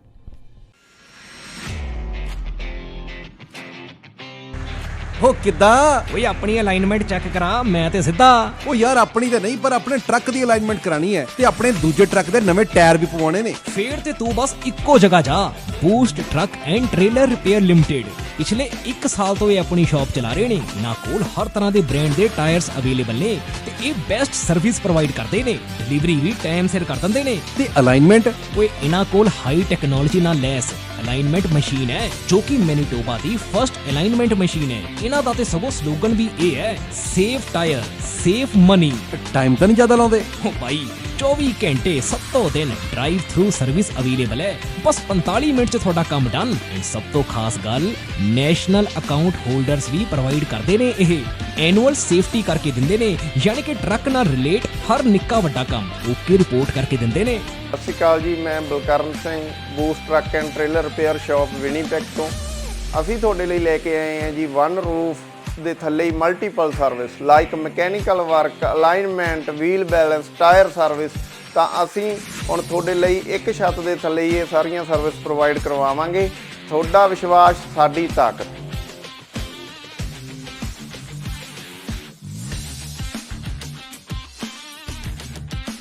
Hello guys, ਅੱਜ ਆਪਾਂ ਇਸ ਟਰੱਕ ਦੀ ਮੇਨ ਸੀਲ ਅਤੇ ਆਇਲ ਪੈਨ ਰਿਪਲੇਸ ਕਰ ਰਹੇ ਹਾਂ। ਖੁਦਾ ਨਾ ਖਾਸਤਾ ਕਦੇ ਵੀ ਤੁਹਾਡੇ ਟਰੱਕ ਨੂੰ ਕੋਈ ਵੀ ਇਦਾਂ ਦੀ ਪ੍ਰੋਬਲਮ ਆਉਂਦੀ ਹੈ ਤਾਂ ਕਦੇ ਨਾ ਭੁੱਲੋ Boost truck and trailer in Winnipeg. ਉਹ ਐਡਰੈਸ ਵੀ ਦੱਸ ਦੇ ਹੁਣ। Unit 611 Vervain drive, Rosser, Manitoba, ROH 1E0। ਜਾਂ ਤੂੰ repair@boosttrucktrailer.com ਤੇ ਲੌਗਇਨ ਵੀ ਕਰ ਸਕਦਾ ਹੈ। ਉਹ ਚੰਗਾ, ਮੈਂ ਚੱਲਦਾ ਉੱਥੇ। ਸੁਣ ਦੀ ਪੰਜਾਬ ਟਾਕਸ ਦਾ ਰੈਫਰੈਂਸ ਦੇ ਦੀ, $25 ਦਾ ਗਿਫਟ ਕਾਰਡ ਵੀ ਮਿਲੇਗਾ। ਚੰਗਾ। ਤੁਹਾਡੀਆਂ ਗੱਡੀਆਂ ਲਈ ਕਿਸੇ ਵੀ ਤਰ੍ਹਾਂ ਦੀ ਮੁਰੰਮਤ ਜਾਂ 4 ਵੀਲਰ ਹੈਲਪਲਾਈਨ ਜੇਕਰ ਤੁਸੀਂ ਭਾਲ ਰਹੇ ਹੋ ਤਾਂ ਸੰਪਰਕ ਕਰੋ ਤੁਹਾਡੇ ਆਪਣੇ ਸ਼ਹਿਰ ਵਿਨੀਪੈਗ 'ਚ ਟਾਊਨ ਆਟੋ ਬਾਡੀ ਵਿਖੇ। ਸਤਿ ਸ੍ਰੀ ਅਕਾਲ ਜੀ, ਮੇਰਾ ਨਾਮ ਹੈਗਾ Shamsher Singh, town Auto body ਤੋਂ। ਰੱਬ ਨਾ ਕਰੇ ਤੁਹਾਡੀ ਗੱਡੀ ਨੂੰ ਕੁਝ ਹੋ ਜਾਂਦਾ ਵਾ ਤੇ ਤੁਸੀਂ ਸਿੱਧਾ ਟਾਊਨ ਆਟੋ ਬਾਡੀ ਤੇ ਆਓ। ਅਸੀਂ ਇੱਥੇ ਇਹ ਸਾਡੀ ਜਿਹੜੀ ਸ਼ਾਪ ਹੈਗੀ ਡਾਇਰੈਕਟ ਰਿਪੇਅਰ ਸ਼ਾਪ ਹੈਗੀ ਆ। ਅਸੀਂ ਆਪਣੇ ਆਪ ਹੀ ਐਮਪੀਏ ਨੂੰ ਕਾਲ ਕਰਕੇ ਤੁਹਾਡੀ ਗੱਡੀ ਦਾ ਕਲੇਮ ਖੋਲ੍ਹ ਦਿੰਦੇ ਹਾਂ ਤੇ ਤੁਹਾਡੀ ਗੱਡੀ ਦਾ ਐਸਟੀਮੇਟ ਬਣਾ ਕੇ ਐਮਪੀਏ ਨੂੰ ਭੇਜ ਦਿੰਦੇ ਹਾਂ। ਕੋਈ ਵੀ ਤੁਹਾਡੀ ਗੱਡੀ ਤੇ ਸਕ੍ਰੈਚ, ਡੈਂਟ ਜਾਂ ਕੋਈ ਤੁਹਾਡੀ ਗੱਡੀ ਦੇ ਕੋਈ ਸ਼ੀਸ਼ੇ ਤੋੜ ਗਿਆ ਵਾ, ਤੁਸੀਂ ਸਾਨੂੰ ਕਾਲ ਕਰੋ, ਅਸੀਂ ਆਪਣੇ ਆਪ ਹੀ ਗਲਾਸ ਕਲੇਮ ਖੋਲ੍ਹ ਲੈਂਦੇ। ਇਹ ਸ਼ਾਪ ਜਿਹੜੀ ਆ ਇਹ ਐਮਪੀਏ ਦੀ ਕ੍ਰੈਡਿਟਡ ਸ਼ਾਪ ਹੈਗੀ ਆ ਵਾ। ਅਸੀਂ ਸਿੱਧੀ ਡਾਇਰੈਕਟ ਬਿਲਿੰਗ ਕਰਦੇ ਹਾਂ ਐਮਪੀਏ ਨੂੰ। ਇੱਥੇ ਹੀ ਅਸੀਂ ਆਪ ਹੀ ਗਲਾਸ ਕਲੇਮ ਵੀ ਖੋਲ੍ਹਦੇ ਹਾਂ। ਤੁਹਾਨੂੰ ਗਲਾਸ ਕਲੇਮ ਖੋਲ੍ਹਣ ਦੀ ਫੋਨ ਦੀ ਲੋੜ ਨਹੀਂ ਹੈਗੀ। ਅਸੀਂ ਆਪਣੇ ਆਪ ਇੱਥੇ ਗਲਾਸ ਕਲੇਮ ਖੋਲ੍ਹਦੇ। ਜਦੋਂ ਤੱਕ ਤੁਹਾਡੀ ਗੱਡੀ ਇੱਥੇ ਸ਼ਾਪ 'ਤੇ ਰਹੂਗੀ ਉਦੋਂ ਤੱਕ ਅਸੀਂ ਕਾਰ ਰੈਂਟਲ ਵੀ ਦੇਵਾਂਗੇ। ਵੈਨ ਆ, ਟਰੱਕ, SUV, ਕੋਈ ਵੀ ਤੁਹਾਨੂੰ ਕਾਰ ਰੈਂਟਲ ਵੀ ਚਾਹੀਦੀ ਹੋਈ ਅਸੀਂ ਕਾਰ ਰੈਂਟਲ ਵੀ ਤੁਹਾਨੂੰ ਦੇਵਾਂਗੇ। ਆਪਣੀ ਸ਼ਾਪ ਲੋਕੇਸ਼ਨ ਹੈਗੀ ਆ 64 ਸਾਲਟਰ ਸਟਰੀਟ ਵਿਨੀਪੈਗ ਦੇ ਵਿੱਚ। ਜਿਵੇਂ ਤੁਹਾਨੂੰ ਪਤਾ ਹੀ ਹੈ ਸਨੋ ਆ ਰਹੀ ਹੈ ਵਿਨੀਪੈਗ ਦੇ ਵਿੱਚ, ਉਵੇਂ ਤੁਹਾਡੇ ਲਈ ਅਸੀਂ ਵਿੰਟਰ ਟਾਇਰ ਪ੍ਰੋਗਰਾਮ ਲੈ ਕੇ ਆਏ। ਐਮਪੀਏ ਦਾ ਵਿੰਟਰ ਟਾਇਰ ਪ੍ਰੋਗਰਾਮ ਆ, ਉਹਦੇ ਵਿੱਚ $2000 ਤੱਕ ਤੁਹਾਨੂੰ ਐਮਪੀ ਹੀ ਲੋਨ ਦਿੰਦੀ ਆ। ਵਿੰਟਰ ਟਾਇਰ ਪ੍ਰੋਗਰਾਮ ਵਿੱਚ ਅਲੋਏ ਵੀਲਸ, ਟਾਇਰ, ਅਲਾਈਨਮੈਂਟ ਤੁਸੀਂ ਕਰਵਾ ਸਕਦੇ ਹੋ। ਕੋਈ ਵੀ ਤੁਹਾਨੂੰ ਜਾਣਕਾਰੀ ਦੀ ਲੋੜ ਆ ਤੁਸੀਂ ਸਾਨੂੰ ਜਦੋਂ ਮਰਜ਼ੀ ਫੋਨ ਕਰ ਲਓ 2044211300 ਤੇ, ਜਾਂ ਤੁਸੀਂ ਸਾਡੀ ਵੈਬਸਾਈਟ ਤੇ ਜਾ ਲਓ www.townautobody.ca। ਉਹਦੇ ਵਿੱਚ ਤੁਸੀਂ 24/7 ਲਾਈਵ ਚੈਟ ਤੁਸੀਂ ਏਜੰਟ ਦੇ ਨਾਲ ਕਰ ਸਕਦੇ ਹੋ। Thank you. ਹਾਂਜੀ, ਸਤਿ ਸ੍ਰੀ ਅਕਾਲ ਜੀ। ਮੇਰੀ ਗੱਡੀ ਦਾ ਇੱਥੇ ਇੱਕ ਡੈਂਟ ਜਿਹਾ ਪੈ ਗਿਆ ਸੀਗਾ। ਉਸ ਤੋਂ ਬਾਅਦ ਮੈਂ ਇਹਨਾਂ ਕੋਲ ਟਾਊਨ ਆਟੋ ਬਾਡੀ ਵਾਲਿਆਂ ਕੋਲ ਆਇਆ ਤੇ MPI ਤੋਂ ਕਲੇਮ ਲੈਣ ਤੋਂ ਬਾਅਦ ਇਹਨਾਂ ਕੋਲ ਗੱਡੀ ਆਪਾਂ ਨੇ ਰੱਖ ਦਿੱਤੀ ਤੇ ਥੋੜੀ ਦਿਨਾਂ ਦੇ ਵਿੱਚ ਇਹਨਾਂ ਨੇ ਗੱਡੀ ਮੇਰੀ ਪੂਰੀ ਚੰਗੀ ਤਰ੍ਹਾਂ ਮੁਕੰਮਲ ਕਰਕੇ ਸਹੀ ਕਰਕੇ ਦੇ ਦਿੱਤੀ ਹੈ ਤੇ ਨਾਲ ਦੀ ਨਾਲ ਇਹਨਾਂ ਨੇ ਗੱਡੀ ਦੀ ਮੇਰੀ ਦੀ ਡਿਟੇਲਿੰਗ ਵੀ ਕਰਤੀ, ਧੋਤੀ ਤੇ ਗੱਡੀ ਪੂਰੀ ਲਿਸ਼ਕਾਤੀ ਤੇ ਬਹੁਤ ਵਧੀਆ ਜਿਹੜੀ ਆ ਕਸਟਮਰ ਸਰਵਿਸ ਵੀ ਦਿੰਦੇ ਨੇ। ਤੇ ਜੇਕਰ ਤੁਹਾਨੂੰ ਉਸ ਟਾਈਮ ਤੇ ਜੇਕਰ ਤੁਹਾਡੀ ਗੱਡੀ ਖਰਾਬ ਹੋਈ ਹੈ ਤੇ ਕੋਈ ਰੈਂਟਲ ਗੱਡੀ ਤੁਸੀਂ ਚਲਾਉਣ ਨੂੰ ਲੈਣੀ ਹੈ ਤੇ ਉਹ ਵੀ ਜਿਹੜੀ ਹੈ ਤੁਹਾਨੂੰ ਪ੍ਰੋਵਾਈਡ ਕਰ ਦਿੰਦੇ ਨੇ। ਮੈਂ ਤੁਹਾਨੂੰ ਹਾਈਲੀ ਰਿਕਮੈਂਡ ਕਰਾਂਗਾ ਵਿਨੀਪੈਗ ਏਰੀਆ ਦੇ ਵਿੱਚ ਜਾਂ ਤੁਸੀਂ ਕਿਸੇ ਹੋਰ ਲਾਗ ਪਾਸ ਦੇ ਏਰੀਆ ਦੇ ਵਿੱਚ ਤੁਹਾਡੀ ਗੱਡੀ ਆ ਖਰਾਬ ਹੁੰਦੀ ਹੈ, ਤੁਸੀਂ ਇਹਨਾਂ ਕੋਲ ਪਹੁੰਚੋ ਤੇ ਬਹੁਤ ਹੀ ਵਧੀਆ ਸਰਵਿਸ ਤੇ ਜਲਦੀ ਜਿਹੜੀ ਤੁਹਾਨੂੰ ਆ ਤੁਹਾਡੀ ਗੱਡੀ ਚਲਦੀ ਕਰਕੇ ਦੇ ਦਿੰਦੇ ਨੇ। Thank you ji. ਸਰਵਿਸ ਦਾ ਲਾਭ ਉਠਾਉਣ ਲਈ ਹੁਣੇ ਕੰਟੈਕਟ ਕਰੋ Town Auto Body 64 Salter street Winnipeg MB Canada Manitoba. ਸਾਡਾ ਕੰਟੈਕਟ ਨੰਬਰ ਹੈ +1204 421 1300।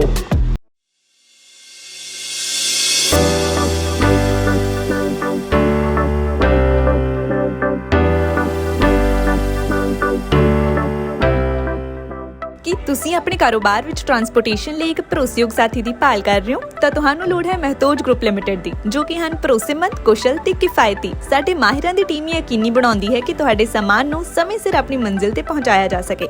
ਸਾਡੇ ਉન્નਤ ਟਰੈਕਿੰਗ ਸਿਸਟਮ ਨਾਲ ਤੁਸੀਂ ਆਪਣੀਆਂ ਕੀਮਤੀ ਚੀਜ਼ਾਂ ਨੂੰ ਟਰੈਕ ਵੀ ਕਰ ਸਕਦੇ ਹੋ। We are a safety-first company with a strong commitment to drivers' well-being. Based in Winnipeg Centreport District, Matage is a great place to begin your career and take it to new heights. So my name's Rick. I've been working here for several years now. Mostly what we do inside the shop is we do lots of safeties, lots of repairs, brake jobs, and lots of warranty work on the Freightliners. We do lots of servicing inside the shop, trucks, trailers, lots of lighting problems and stuff like that. It's a good company to work for. Warehousing ਤੇ distribution ਤੋਂ ਲੈ ਕੇ delivery ਤੱਕ ਸਾਡੇ ਕੋਲ ਤੁਹਾਡੀਆਂ ਸਾਰੀਆਂ ਆਵਾਜਾਈ ਲੋੜਾਂ ਨੂੰ ਸੰਭਾਲਣ ਲਈ ਤਜਰਬਾ ਤੇ ਬੁਨਿਆਦੀ ਢਾਂਚਾ ਹੈ। ਲੌਜਿਸਟਿਕਸ ਨੂੰ ਆਪਣੇ ਕਾਰੋਬਾਰ ਨੂੰ ਰੋਕਣ ਨਾ ਦਿਓ। ਸਾਨੂੰ ਭਾਰੀ ਲਿਫਟਿੰਗ ਨੂੰ ਸੰਭਾਲਣ ਦਿਓ ਤਾਂ ਜੋ ਤੁਸੀਂ ਧਿਆਨ ਕੇਂਦਰਿਤ ਕਰ ਸਕੋ ਆਪਣੇ ਕਾਰੋਬਾਰ ਤੇ। ਮਹਿਤੋਜ ਗਰੁੱਪ ਲਿਮਟਿਡ ਨੂੰ ਬਣਾਓ ਆਪਣਾ ਮਦਦਗਾਰ ਤਾਂ ਜੋ ਤੁਸੀਂ ਨਿਸ਼ਚਿਤ ਹੋ ਕੇ ਸੰਭਾਲ ਸਕੋ ਆਪਣਾ ਕਾਰੋਬਾਰ। ਸਕਰੀਨ ਤੇ ਦਿੱਤੇ ਨੰਬਰਾਂ ਉੱਤੇ ਅੱਜ ਹੀ ਸੰਪਰਕ ਕਰੋ।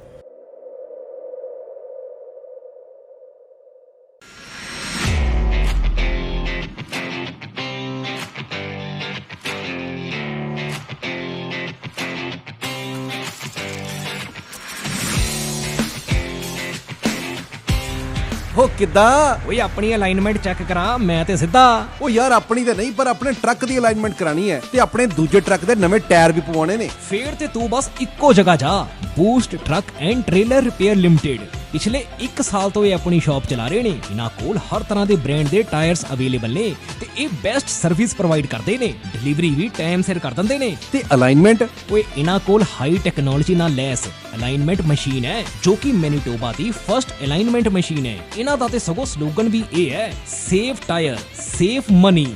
ਟਾਈਮ ਤਾਂ ਨਹੀਂ ਜ਼ਿਆਦਾ ਲਾਉਂਦੇ? ਓ ਬਾਈ 24 ਘੰਟੇ 7 ਦਿਨ ਡਰਾਈਵ ਥਰੂ ਸਰਵਿਸ ਅਵੇਲੇਬਲ ਹੈ। ਬਸ 45 ਮਿੰਟ 'ਚ ਤੁਹਾਡਾ ਕੰਮ ਡਨ। ਐਂਡ ਸਭ ਤੋਂ ਖਾਸ ਗੱਲ, ਨੈਸ਼ਨਲ ਅਕਾਊਂਟ ਹੋਲਡਰਸ ਵੀ ਪ੍ਰੋਵਾਈਡ ਕਰਦੇ ਨੇ। ਇਹ ਐਨੂਅਲ ਸੇਫਟੀ ਕਰਕੇ ਦਿੰਦੇ ਨੇ, ਯਾਨੀ ਕਿ ਟਰੱਕ ਨਾਲ ਰਿਲੇਟ ਹਰ ਨਿੱਕਾ ਵੱਡਾ ਕੰਮ ਓਕੇ ਰਿਪੋਰਟ ਕਰਕੇ ਦਿੰਦੇ ਨੇ। ਸਤਿ ਸ਼੍ਰੀ ਅਕਾਲ ਜੀ, ਮੈਂ Balkaran Singh, boost truck and trailer repair shop Winnipeg ਤੋਂ। ਅਸੀਂ ਤੁਹਾਡੇ ਲਈ ਲੈ ਕੇ ਆਏ ਹਾਂ ਜੀ ਵਨ ਰੂਫ ਦੇ ਥੱਲੇ ਹੀ multiple service like mechanical work, alignment, wheel balance, tyre service. ਤਾਂ ਅਸੀਂ ਹੁਣ ਤੁਹਾਡੇ ਲਈ ਇੱਕ ਛੱਤ ਦੇ ਥੱਲੇ ਹੀ ਇਹ ਸਾਰੀਆਂ ਸਰਵਿਸ ਪ੍ਰੋਵਾਈਡ ਕਰਵਾਵਾਂਗੇ। ਤੁਹਾਡਾ ਵਿਸ਼ਵਾਸ ਸਾਡੀ ਤਾਕਤ।